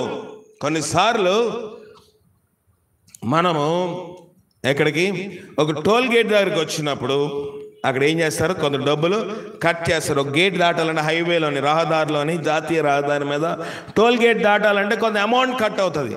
అదే మనకు ఒక బ్యాడ్జ్ ఉంటుంది, ఒక ఎమ్మెల్యే అనో, ఒక ఎంపీ అనో, ఒక మెంబర్ ఆఫ్ పార్లమెంట్ అనో, ఒక సబ్ డిఎస్పీ అనో, ఎస్పీ అనో ఒకది ఉంటే అది చూడగానే ఏం చేస్తారంటే ఆ టోల్ గేట్లో ఎలాంటి రుసుము వసూలు చేయకుండా పంపించి వేస్తారు. ఒక సెక్రటేరియట్కి వెళ్ళాలనుకోండి, అంటే ముఖ్యమంత్రి ఇతర మంత్రులు ఉండే దగ్గరికి వెళ్ళాలంటే మనకు ఒక పాస్ ఉంటుంది, విఐపి పాస్. అది చూపిస్తే మన కారును కూడా ఎక్కడ ఆపరు. ఇదివరకు నేను హైదరాబాద్ ఉన్నప్పుడు ఆ పాస్ ఉండేది. ఏదో కొంత అధికారి దగ్గర, కొంత ఎమ్మెల్యేలు ఎంపీలు తెలియని బట్టి అప్పుడు రాజశేఖర రెడ్డి గారి పరిపాలన ఉన్నప్పుడు ఆ పాస్ సంపాదించిన అది చూడగానే ఏం చేస్తారంటే, మనం ఏ పెద్ద అధికారం కాదు కానీ అక్కడ ఉన్న పోలీసులు సెల్యూట్ చేస్తారు. సెల్యూట్ చేసి ఆ పాస్ చూసి, ఆ నెంబర్ చూసి వెంటనే బటన్ నొక్కుతారు. నొక్కగానే ఏం చేస్తారు, లోపలికి మన కారుని వదిలేస్తారు. ఇది ఒక ఆధిక్యము, ఒక స్వతంత్రము. అది చూసినప్పుడు మనకి ఎలా ఉంటుంది, కొంత మిగతా వాళ్ళందరూ అక్కడ నించుని ఉంటారు దండలు కట్టుకొని, బాబు కొంచెం వెళ్ళాలయ్యా, లోపల మంత్రితో మాట్లాడాలి, లోపల ఎంపీతో మాట్లాడాలి, ప్రిన్సిపల్ సెక్రటరీతో మాట్లాడాలి, అతనితో మాట్లాడాలంటే ఎవరైనా నేను రమ్మనలేదండి, నేను వెళ్ళాలండి, అయితే పాస్ ఉండాలండి, పాస్ మీరు తీసుకుంటే మీరు ఆ పాస్ ఇచ్చిన తర్వాత లోపలికి వెళ్ళిన తర్వాత వాళ్ళు అంగీకరిస్తేనే పంపిస్తారు. కానీ స్వతంత్రులకు పాస్ ఉన్న వాళ్ళకి అలాంటిది ఏమీ ఉండదు, నేరుగా వాళ్ళ వాహనాల లోపలికి వెళ్ళిపోతాయి.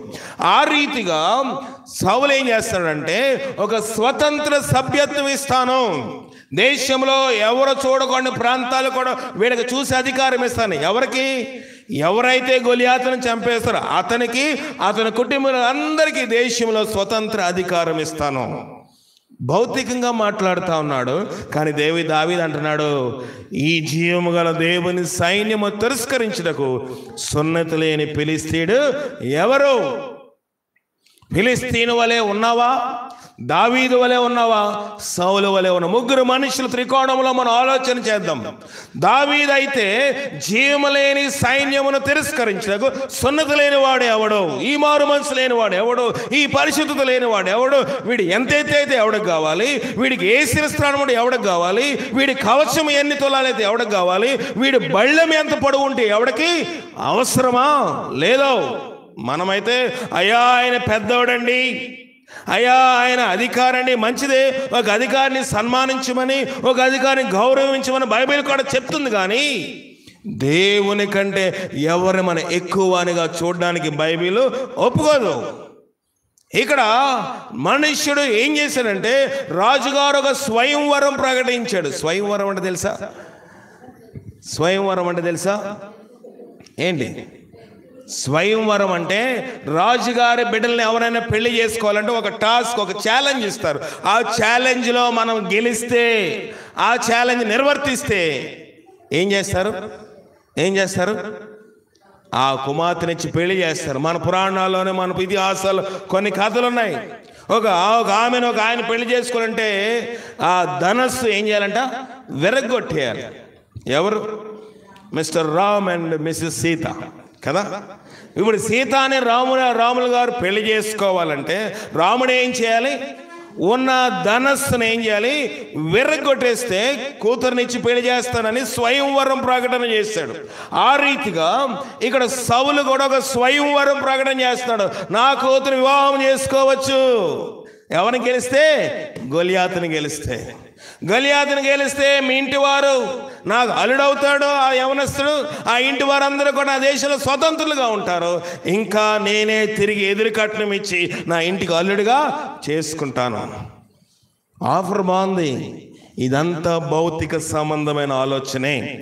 భౌతిక సంబంధమైన డబ్బుతో, తన యొక్క కూతురి యొక్క అందముతోటి, తనకున్న అధికార బలము చేత స్వతంత్రం ఇస్తానన్నాడు.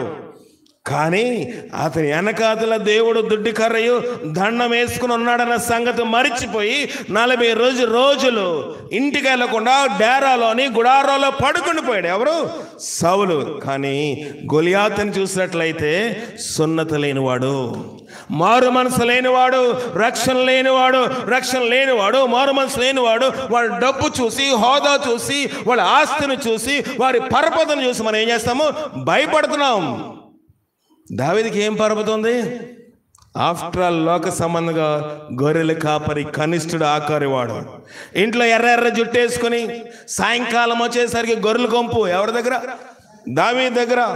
గొర్రెలతో ఉన్నాడు కనుక రొచ్చు, ఆ గొద్దులు, మేక ఎన్ని పట్టుకొని తిరుగుతూ ఉంటుంటే అదంతా ఒక రాగి జుట్టు వేసుకుని సరైన వస్త్రములు లేకుండా ఉన్నవాడు, ఒక పరపత లేనివాడు. అంటున్న మాట ఏంటంటే, జీవము గల దేవుని సైన్యము తిరస్కరించకు ఈ సున్నతులని పిలిచాడు. ఏ పాటివాడు? నష్టం ఎక్కడుందో కనుక్కున్నాడు. కీ పాయింట్ ఎక్కడుందో తెలుసుకున్నాడు. ఇతనికి సున్నత లేదు, ఇతని పరిశుద్ధత లేదు, ఇతని పవిత్రత లేదు, ఇతనితో నేను సాంగత్యం ఎలా చేస్తాము? అతనిది యుద్ధం ఏంటయ్యా? సునాయాసంగా గెలిసేయచ్చు. యుద్ధములోని సైతాన్ యొక్క బలహీనతను కనుక్కున్నవాడు ఎవరు? దావీదు. సౌలైతే అందము, డబ్బు, అధికారము. అందము, డబ్బు, ధనము, అధికారం మూడిట్లతోటి యుద్ధం గెలవాలనుకుంటున్నాడు ఎవరు? సౌలు రాజు. మొదలంటా ఉన్నాడు, సౌలు ఒక ఆఫర్ ఇస్తాడు, విస్తారమైన డబ్బు ఇస్తాను, ధనం ఇస్తాను. రెండవది, నా కూతురు అందమును నా అల్లుడికి స్వంతం చేస్తాను. మూడవది ఏంటంటే, ఆ ఇంటి వారందరినీ స్వతంత్రులుగా చేస్తాను. అధికార బలము. అవుతుందా? పని అవుతుందా? 40 రోజులు ఆఫర్ పెట్టించాడు. 40 రోజులు పెద్ద హెడ్డింగ్స్ పెట్టి, హోర్డింగ్స్ పెట్టి, ఫ్లెక్స్లు వేసి, ఫోటో వేసి, ఈ డబ్బు ఇస్తాను, ఇదిగో నా కూతురు ఉంది, పేరేం పేరు? మీకాలు, ఆమె నుంచి పెళ్లి చేస్తాను. ఇంకా ఇంకా అధికారం, స్వతంత్రం ఏమేమి ఉన్నాయి, ఆ యొక్క స్వతంత్రతలో వాళ్ళు ఎక్కడికి వెళ్ళొచ్చు, ఏ రథం ఎక్కొచ్చు, ఏ గుర్రం ఎక్కొచ్చు, ఏ షో ఫ్రీగా చూడొచ్చు, అన్నీ రాసి పెట్టాడు. 40 రోజులు అన్ని చదువుతున్నారు కానీ ఏ యవనస్తుడు ముందుకి రావట్లేదు. ఒక్కో యవనస్తుడు వచ్చాడు, రాగు జుట్టు వేసుకొని, క్యారేజ్ చేసుకొని, పరుగు పన్ను వచ్చి తిరుగుతూ వచ్చి చదివాడు. ఆఫర్ బాగానే ఉంది. ఏంటి పరిస్థితి అంటే, ఈడ్రా వీడిని గెలవడానికి ఇవన్నీ ఇస్తాడంట. అంతేనా? వెళ్ళిపోతాను నేను వెళ్తాను అని వాళ్ళ అన్న దగ్గరికి వెళ్ళి, అన్నయ్య అన్నాడు. చూద్దాము, చూడండి 28వ వచనము. అతడు వారితో మాట్లాడినది అతని పెద్ద అన్నయ్యకు ఎలియాబునకు వినబడగా, ఎలియాబు దావీదు మీద కోపం వచ్చి, దావీదుతో నీవు ఎక్కడ ఎందుకు వచ్చితివి? అరణ్యములో ఆ చిన్న గొర్రె మందని ఎవరు వశం చేసితివి? నీ గర్వము, నీ హృదయ చెడుతనము నేను ఎరుగుదును. యుద్ధము చూచితే కదా నువ్వు వచ్చితివి అని. నేను ఏమంటున్నాడు పెద్దన్నయ్య? ఒరి నీ గర్విష్ఠుడు రా, అక్కడ మందం ఉంది కదా, మందం వదిలేసి ఇక్కడికి ఎందుకు వచ్చావు? ఇక్కడ ఎందుకు తగలబడ్డావు? ఇక్కడికి ఏం పని? ఏమంటున్నాడో, నీ యొక్క ఏం చూస్తారంట, నీ హృదయ చెడుతనము, నీ గర్వము నేను ఎరుగుదను. యుద్ధం చూడడానికి వచ్చేసాను. గొర్రెలు మేకలు వదిలేసి ఇంటి దగ్గర నీకేం పని రా ఇక్కడ? మనం భక్తి కొంతమందికి ఎలా కనబడుతుంది? వీడు గర్విష్ఠుడు రా, అబ్బా వీడు ఎవడకు లోబడరా. మొద్దికాయని కూడా ఆ యొక్క సుషాను కోటలో, జాగ్రత్తగా ఉన్నాడు, మొద్దికాయని కూడా సుషాను కోటలో ఉన్న హామాన్ ఏమనుకున్నాడు? వీడు గర్విష్ఠుడు. మొద్దికై వంగకయు నమస్కారము చేయకయు ఉండెను. మొద్దికై వంగకో నమస్కారం చేయకుండా ఉంటే అది భక్తి అనుకోలేదు. ఎవరు? హామాను. మొద్దికై గర్విష్ఠుడు అనుకున్నాడు, ఒక చట్టం గబగబా చేసేసాడు. ఇక్కడ దావీదును చూసినప్పుడు సొంత అన్నగారు అంటున్నాడు, నువ్వు గర్విష్ఠుడవు, నీ హృదయము యొక్క చెడుతనం నేను ఎరుగుతాను, యుద్ధము చూడడానికి వచ్చేసావురా నువ్వు అంటే. అందుకు దావీదు, నేనేం చేశాను అన్నయ్య? అతని ఎదురు నుండి తొలగి తిరిగి మరి ఒకరిని ఆ ప్రకారం అడుగు. జనుల వారిగా ఆ ప్రకారము ప్రత్యుత్తరము ఇచ్చిరి. అక్కడ అన్నయ్యతో వాదం పెట్టుకోదు అని నేనేం మాట్లాడాను అన్నయ్య, ఎందుకు వచ్చా నీకు తెలియదు కదా, సర్లే అని చెప్పి అన్నయ్యతో వాదం పెట్టుకోకుండా పక్కకి, నేను గుర్రు రొట్టెలు తెస్తే మీ యొక్క సూపర్వైజర్కి, మీ మేనేజర్కి నేను జున్ను ముక్కలు తెస్తే నువ్వు నన్ను కొంచెం ఎక్స్ట్రా మాట నేను తేకుండా ఉండవలసింది. మాడిపోతుర్రా మీరు. మనం అయితే అలా మాట్లాడతాం. దావీదు అయితే నెమ్మదిగా ఏం చేసినట్ట? తొలగిపోయాడు. దావీదు అన్నగారితో వాదోపవాదాలు ఎట్టుకోలేదు. నేను భక్తి కోసం చేస్తున్నాను, నీకేం తెలుసురా, నువ్వు చేతకానివాడు కనుక, నువ్వు గాజులు వేసుకున్నావు కనుక 40 రోజుల నుంచి ఆడు సున్నతులేనుడు అని తెలుసుకోలేకపోయావు. నేను చిన్నప్పటి నుంచి భక్తి చేస్తున్నాను, చిన్నప్పటి నుంచి ప్రార్థన చేస్తున్నాను, చిన్నప్పటి నుంచి మారు మనసు పొందినాను, అబ్రాహం గారి దగ్గర ఉన్నాను, ఫెలోషిప్లో ఉన్నాను, సహవాసంలో ఉన్నాను, జో గారి దగ్గర ఉన్నాను, LEFలో ఉన్నాను, హెడ్ క్వార్టర్లో ఉన్నాను. బిలాగడం ఈ పప్పులే ఉడుకుతాయా? దేవునితో సంబంధం ఉండాలి. సౌలు సైన్యంలో ఉంటే ప్రయోజనం లేదు. సౌలు సైన్యంలో ఒక దాసుడుగా ఉండిపోయారు. ఈ యొక్క ఇశ్రాయేల్ సైన్యం అంతా దాసులుగా ఉండిపోయారు అంతే.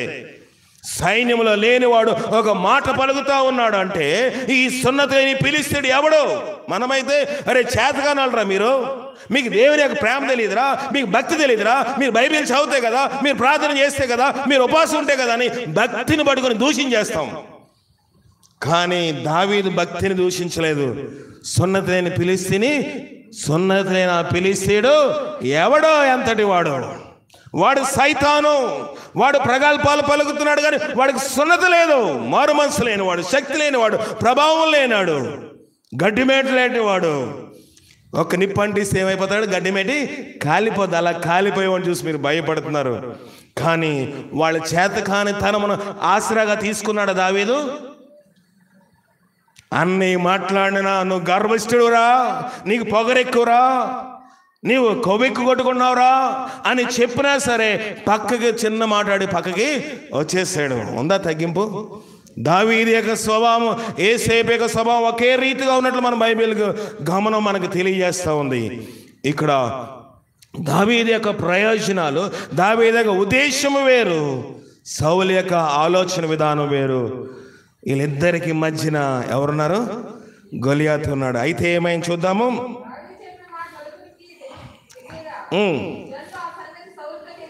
తెలియజేసి ఇప్పుడు సౌలు దగ్గరికి రాజు దావీదు వచ్చేసాడు. అప్పుడు ఏమైంది చూడండి, 38వ వచనము. పిమ్మట సౌలు దావీదునకు తన యుద్ధ వస్త్రములు దావీదునకు ధరింపజేసి రాగి శిరస్త్రాణం అతను కట్టి యుద్ధ కవచము తొడిగించి, ఈ సామాగ్రి దావీదునకు వాడుక లేదు గనక తాను తొడుక్కున్న వాటిపైన కత్తి కట్టుకుని వెళ్ళగలనా లేదో చూసుకున్న తర్వాత దావీదు ఇవి నాకు వాడుక లేదు. ఏమన్నాడు దావీదు? రాజుగారు ఇచ్చినప్పుడు ఏమన్నా ఎగస్ట్రా మాట్లాడా? అన్నీ వేసుకున్నాడు, కట్టుకున్నాడు, కత్తి కూడా బొడ్లోని దోపుకొని 2-3 అడుగులు రన్నింగ్ రేస్ చేశాడు. ఎవరు? దావీదు. చేసిన తర్వాత పరిగెట్టలేకపోతున్నాడు. ఎవరు? దావీదు. ఎందుకంటే దావీదుకి ఫ్రీగా ఉండాలి, మన ఆడవాళ్ళు నైటీలు వేసుకున్నట్టు ఎప్పుడు కదా. కనుక ఇలాంటి వస్త్రం నాకు వాడిక లేదు. ఎందుకు చెప్తున్నాను మళ్ళీ ఒకసారి గ్రహించుకోండి. ఎప్పుడు ఇంక అదే వస్త్రంతో మనం ఉండకూడదు. బయట కూడా ఇలాగా వస్త్రము కత్తేసుకొని పరిగెడతా ఉన్నాడు. పరిగెట్టగలిగాడా? పరిగెట్టలేకపోయినప్పుడు తీసేశాడు. వచ్చి రాజుగారు నాకు ఈ వస్త్రం వాడుక లేదయ్యా, వీటితో నేను వెళ్ళలేను, వాటిని తీసివేసి వీటితో వెళ్ళని నాకు వాడుక లేదు. మనమైతే చూసావా, నాకు కాబట్టి రాజుగారు రాష్ట్రాలు ఇచ్చాడు. ఇప్పుడు నేను సౌలు ఏంటంటే జాగ్రత్తగా ఉన్నాడు అన్నలారా. ఇందాక నన్ను ఎక్స్ట్రాలు అన్నావు, నా కోపం ఎక్కువ అన్నావు, నా గర్వం ఎక్కువ అన్నావు, చెడుతనం ఎక్కువ అన్నావు. చూసావా, నేను అటు తిరిగి వచ్చినప్పటికీ నా మేకప్, నా గెటప్ మారిపోయింది అని మనం ఏం చేస్తాము? కన్ను కొడతాం.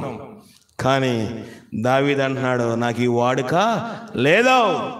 ఎవరిదైనా మంచి 2 లక్షల రూపాయల బండి మనకిస్తే ఎగిరేస్తాం. ఏంటి అబ్బా చాలా బాగుందిరా, అయ్యా ఇది నాకు వాడిక లేదు, ఇది నా స్థితికి తగినది కాదు, దీని అర్హత నాకు లేదు, దీన్ని వాడడం నాకు చేత కాదు. ఆ బైక్ ఇచ్చాడు 100 ఫోటోలు తీసుకొని 100 స్టేటస్లు పెడతాం. అవునా? మంచి వస్త్రములు ఎవరిదైనా ఉంటే అక్కడికి వెళ్ళి ఆ వస్త్రం వేసుకుని, ఆ కోట్ వేసుకుని మనదే కోట్ అన్నట్లుగా బిల్డప్ ఇస్తాం. దావీదు అన్నాడు ఇవి నాకు వాడిక లేదు, వీటితో నాకు వాడిక లేదు. ఏమని వాడిక ఏంటి? నా వాడిక జీవం గల దేవుడు. ఎలాగెళ్తావయ్యా మరి? అయ్యా నేను మందులో పడినప్పుడు సింహము ఎలుగుబంటి 2 కూడా వచ్చినప్పుడు ఏమైంది? సింహము నోటిని ఆ ఎలుగుబంటి ఏం చేసింది? కొరుక్కుని తినబోతుంటే నేను ఏసోడు కొట్టాను. సింహము నోట్లో నుంచి, ఎలుగుబంటి నోట్లో నుంచి ఏం చేస్తాను? నేను నా యొక్క గొర్రెపిల్లను రక్షించాను గనుక ఈ దినమందు ఇశ్రాయేల్లో దేవుడు ఉన్నట్లు. ఆ మాట చదువుదాము, ముగింపులోకి వచ్చేద్దాము. 46వ వచనం. ఈ దినమే యెహోవా నిన్ను నా చేతికి అప్పగించును, నేను నిన్ను చంపి నీ తల తెగవేతును. ఇశ్రాయేల్లో దేవుడు అన్నట్టు లోక నివాసులందరూ తెలుసుకున్నట్లు. యుద్ధానికి వెళ్ళాడే వెళ్ళలేదా దావీదు? వెళ్ళాడు. ఒడిశెల తీసుకున్నాడు, 5 నూనెలు తీసుకున్నాడు. యుద్ధానికి వెళ్ళిన తర్వాత యుద్ధములోని ఒక మారు మనసు లేని సున్నతి లేని వాడి దగ్గర అంటున్నాడు, ఈ దినమందు లోక నివాసుల ఇశ్రాయేలు దేవుడు నాడని లోక నివాసులందరూ తెలుసుకున్నట్లు ఈ దినమున ఫిలిస్తీన్ల కలువబారములను ఆకాశ పక్షులకును భూమృగములకును ఈతను అప్పుడు యెహోవా కత్తి చేతను ఈటి చేతను రక్షించువారు కాదని ఈ దండు వారు మా వాళ్ళు కూడా తెలుసుకుంటారు. ఎవరున్నట్లంట ఇశ్రాయేల్లో దావీదు వల్ల జయం వచ్చేనని కాదు.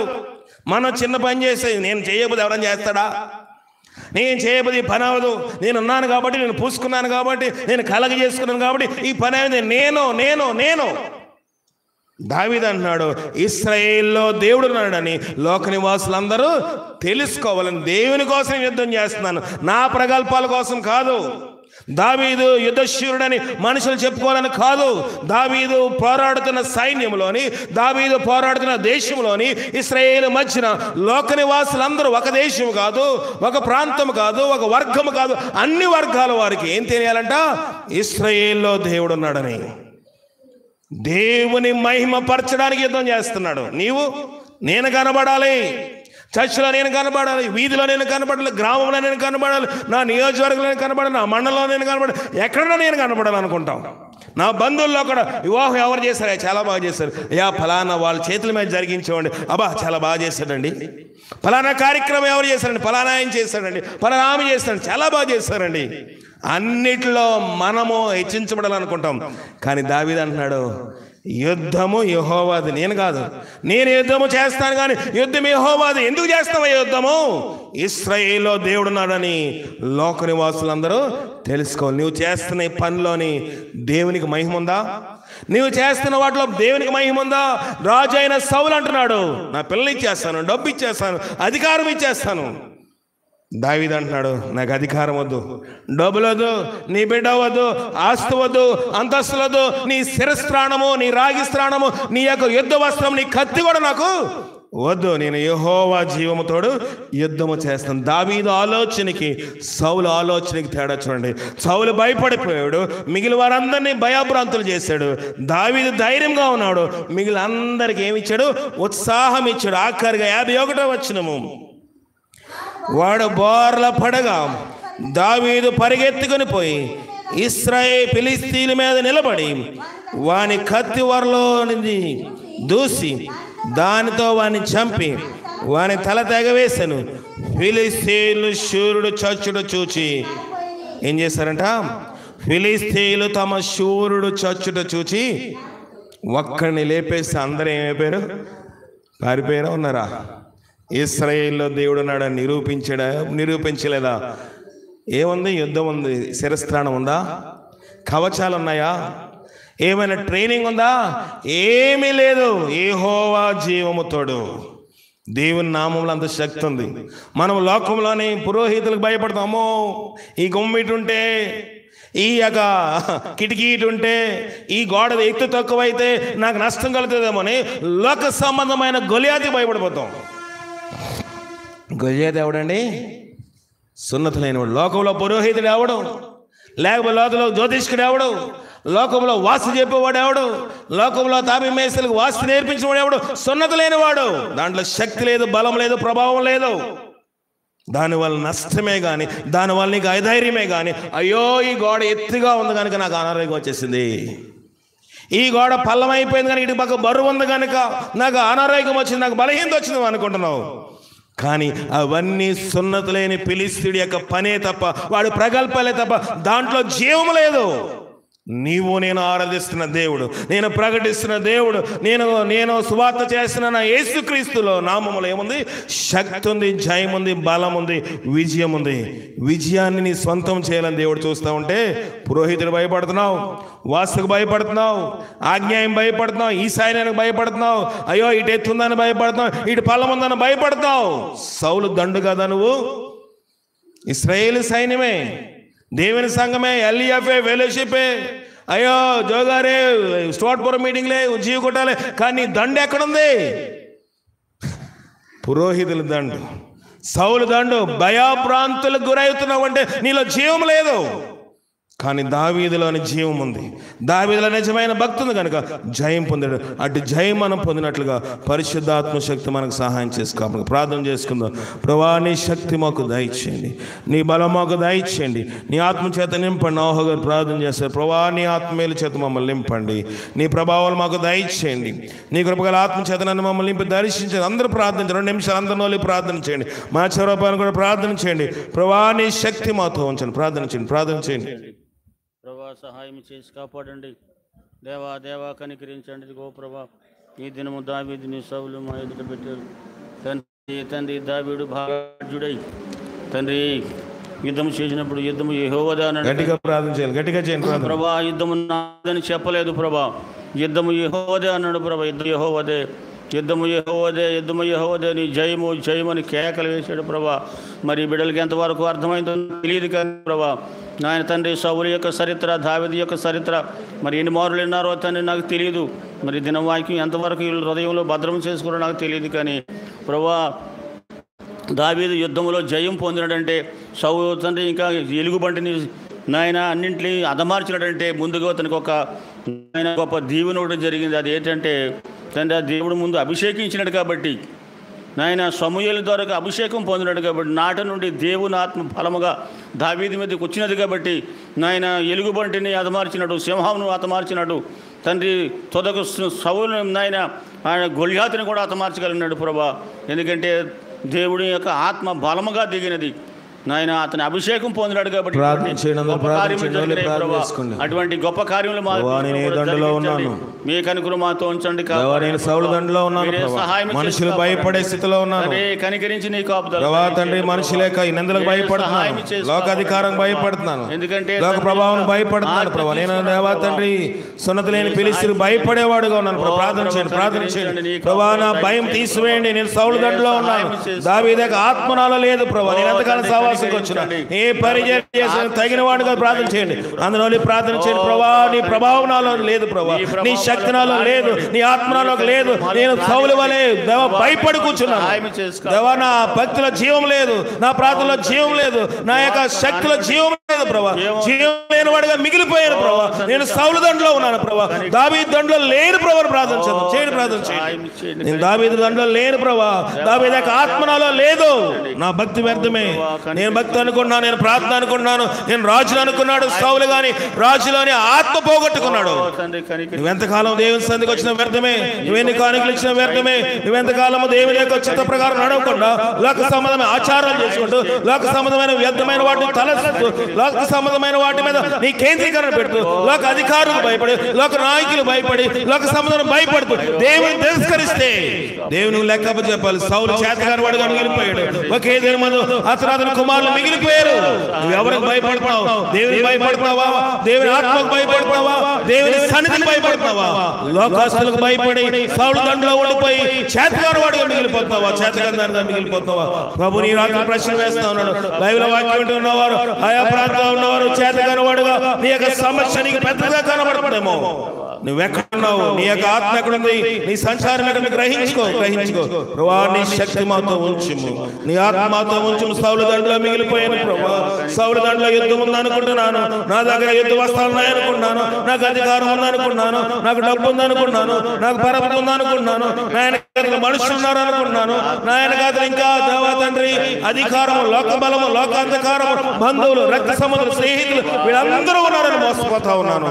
సౌలు అన్నీ ఉన్నాయి కానీ దేవుని శక్తిని పోగొట్టుకున్నాడు కనుక, దేవుని ఆత్మ పోగొట్టుకున్నాడు కనుక చేతకాని వాడిగా మిగిలిపోయాడు ప్రభా. నేను అలా మిగిలిపోనివద్దు, నేను అలా ఉండిపోనివద్దు ప్రభా. ప్రార్థన చేసుకోండి. మీరు మీ గృహాల్లోనే ప్రార్థన చేసుకున్నారో, మీ ఆఫీసులోనే ప్రార్థన చేసుకున్నారో, లైవ్ లో ప్రార్థన చేసుకున్నారో, దేవుడు నీతో మాట్లాడుతూ ఉన్నాడు. నువ్వెంతకాలం నుంచి బంధకంలో ఉండిపోయావు? ఫిలిస్తీన్ యొక్క బంధకములు చూస్తూ, ఫిలిస్తీన్ యొక్క అధికారం చూస్తూ, ఫిలిస్తీన్ యొక్క ప్రగల్భాలు చూస్తూ నువ్వు చేతకాని వాడుగా సౌలు దండలో ఉండిపోయావు. దావీదు ఆత్మ నీలో నీలో ఉందా? దావీదు శక్తిని పొందగలుగుతున్నావా? దావీదు శక్తిని పొందుకో, దావీదుని ఆత్మ పొందుకో, దావీదుని మేలును పొందుకో. దావీదు సైతాన్ యొక్క బలహీనతను పట్టుకున్నాడు, దేవుని యొక్క ఆత్మను పట్టుకున్నాడు, ముందుకు సాగిపోయి జయం చూశాడు.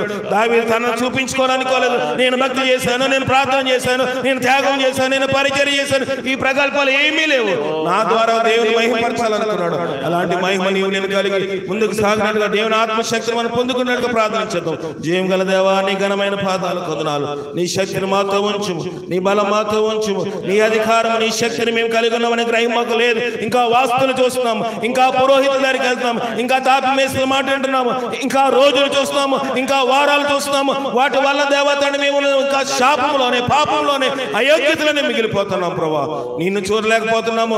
గుడ్డిగా దేవ నీవు ఉన్నావని నమ్మకంతో ముందుకు ధైర్యంగా వెళ్ళలేకపోతాం. నన్ను మమ్మల్ని క్షమించి బలపరిచి మీరే మహిమగంతా పొందమని మా ప్రభువును రక్షకుడైన క్రీస్తు ద్వారా అడిగి వేడుకొనిచున్నాం పరమ తండ్రి. ఆమేన్. ప్రార్థన అయింది. మనం లేచి నిలబడి ప్రభు దినము గనుక పాట పాడుచుండగా కానుకలు సమర్పించుకుందాం. పాట పాడుచుండగా కానుకలు మనం పాటలు నడిపిస్తాడు. పాట పాడుచుండగా ఇక్కడ హానక్ గారు హెప్సిబం కానుకలు తీస్తారు. నెల్లూరులో మన ప్రియ సహోదరులు రెబకా అలాగే ఇస్సాకు కానుకలు స్వీకరిస్తారు.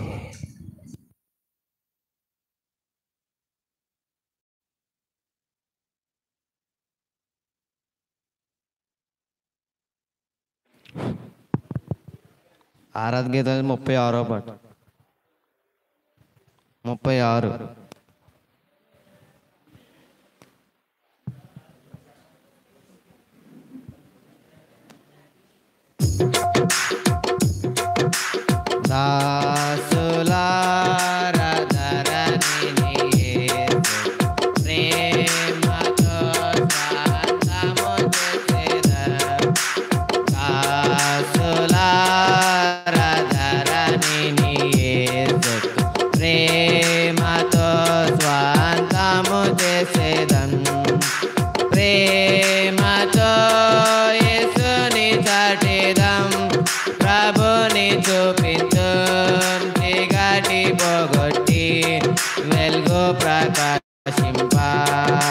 ప్రేమతో యేసుని చాటేదాం, ప్రభుని చూపించుం, చీకటి పోగొట్టి వెలుగు ప్రకాశింప.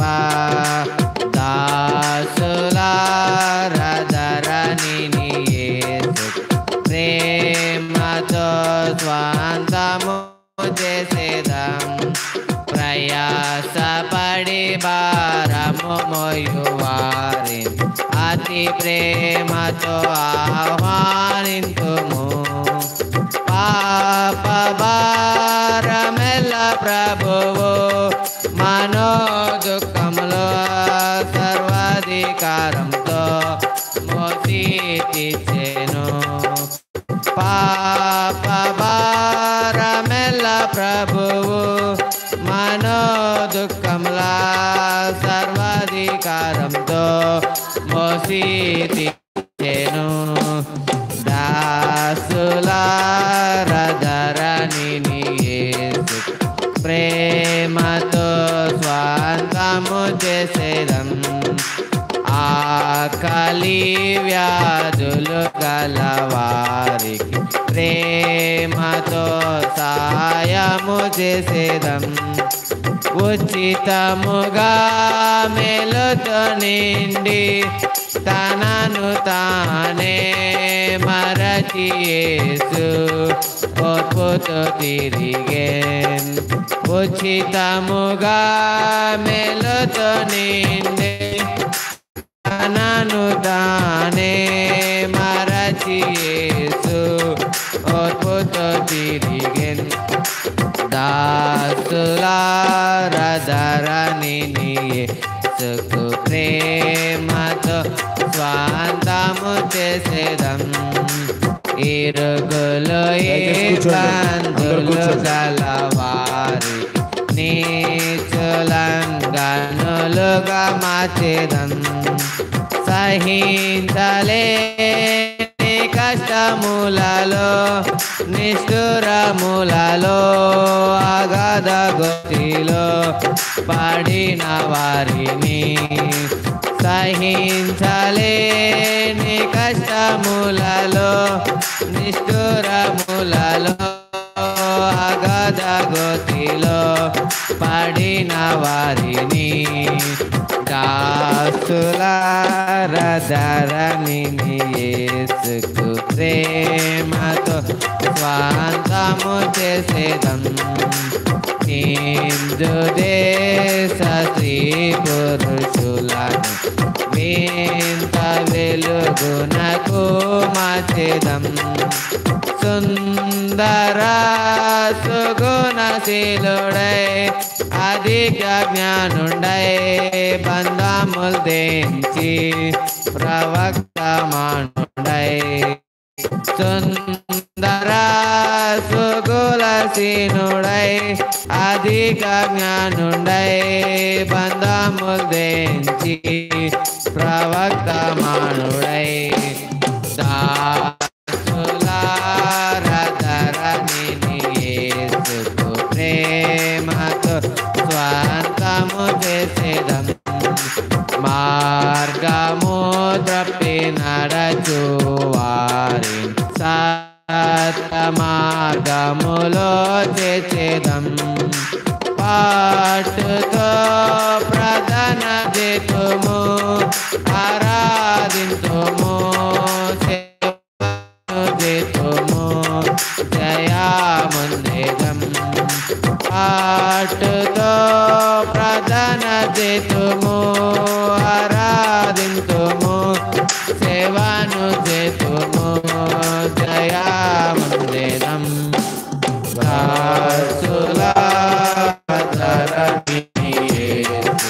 ప్రేమతో స్వాంతము చేసేదం ప్రేమతో యేసుని చాటేదం ప్రభుని చూపింతో చీకటి పోగొట్టి వెలుగు ప్రకాశింప ప్రేమతో యేసుని చాటేదం ప్రభుని చూపించు చీకటి పోగొట్టి వెలుగు ప్రకాశింప దాసులారధరణి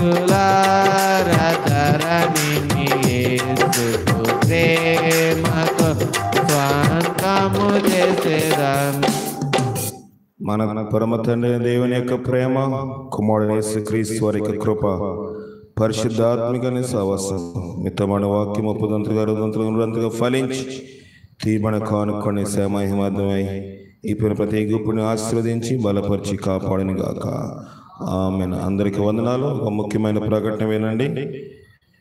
వచ్చే నెల 12వ తారీఖున మరి దార్ల శ్రీను మరియు దార్ల ప్రేమల యొక్క కుమార్ వివాహము. దాని నిమిత్తమే మొదటి ప్రకటన ఈ దినమందు చదువుతాను,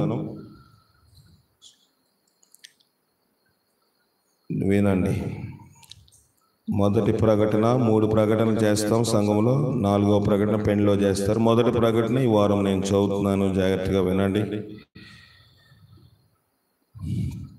అనకాపల్లి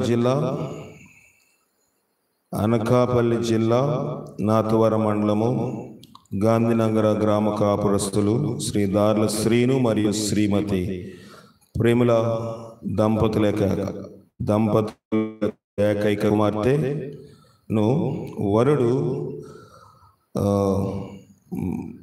సామ్యుల్ రాజ్ అలియాస్ మల్లికార్జునరావునకు ఇచ్చి వివాహం చేయుటకు పెద్దలు నిర్ణయించారు. మల్లికార్జునరావు యొక్క గ్రామము పెందుర్తి, జిల్లా విశాఖ. వారి యొక్క తల్లిదండ్రులు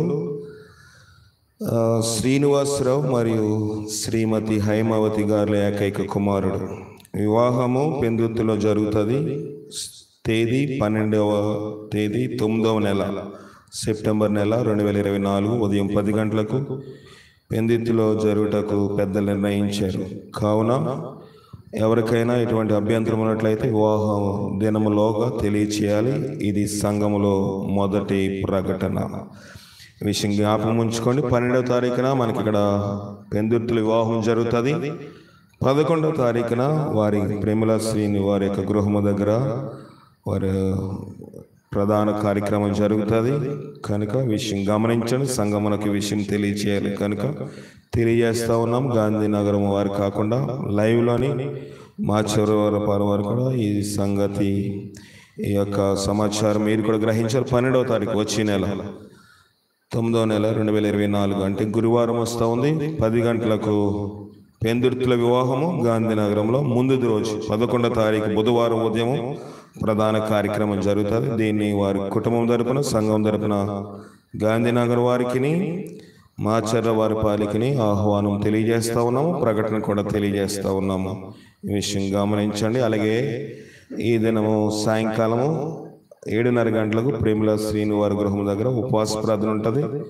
మీరు రావాల్సిందిగా సంఘం అంతటి కూడా మనవి చేస్తూ ఉన్నాను. సెలవు తీసుకుందాం. కట్టేశారా?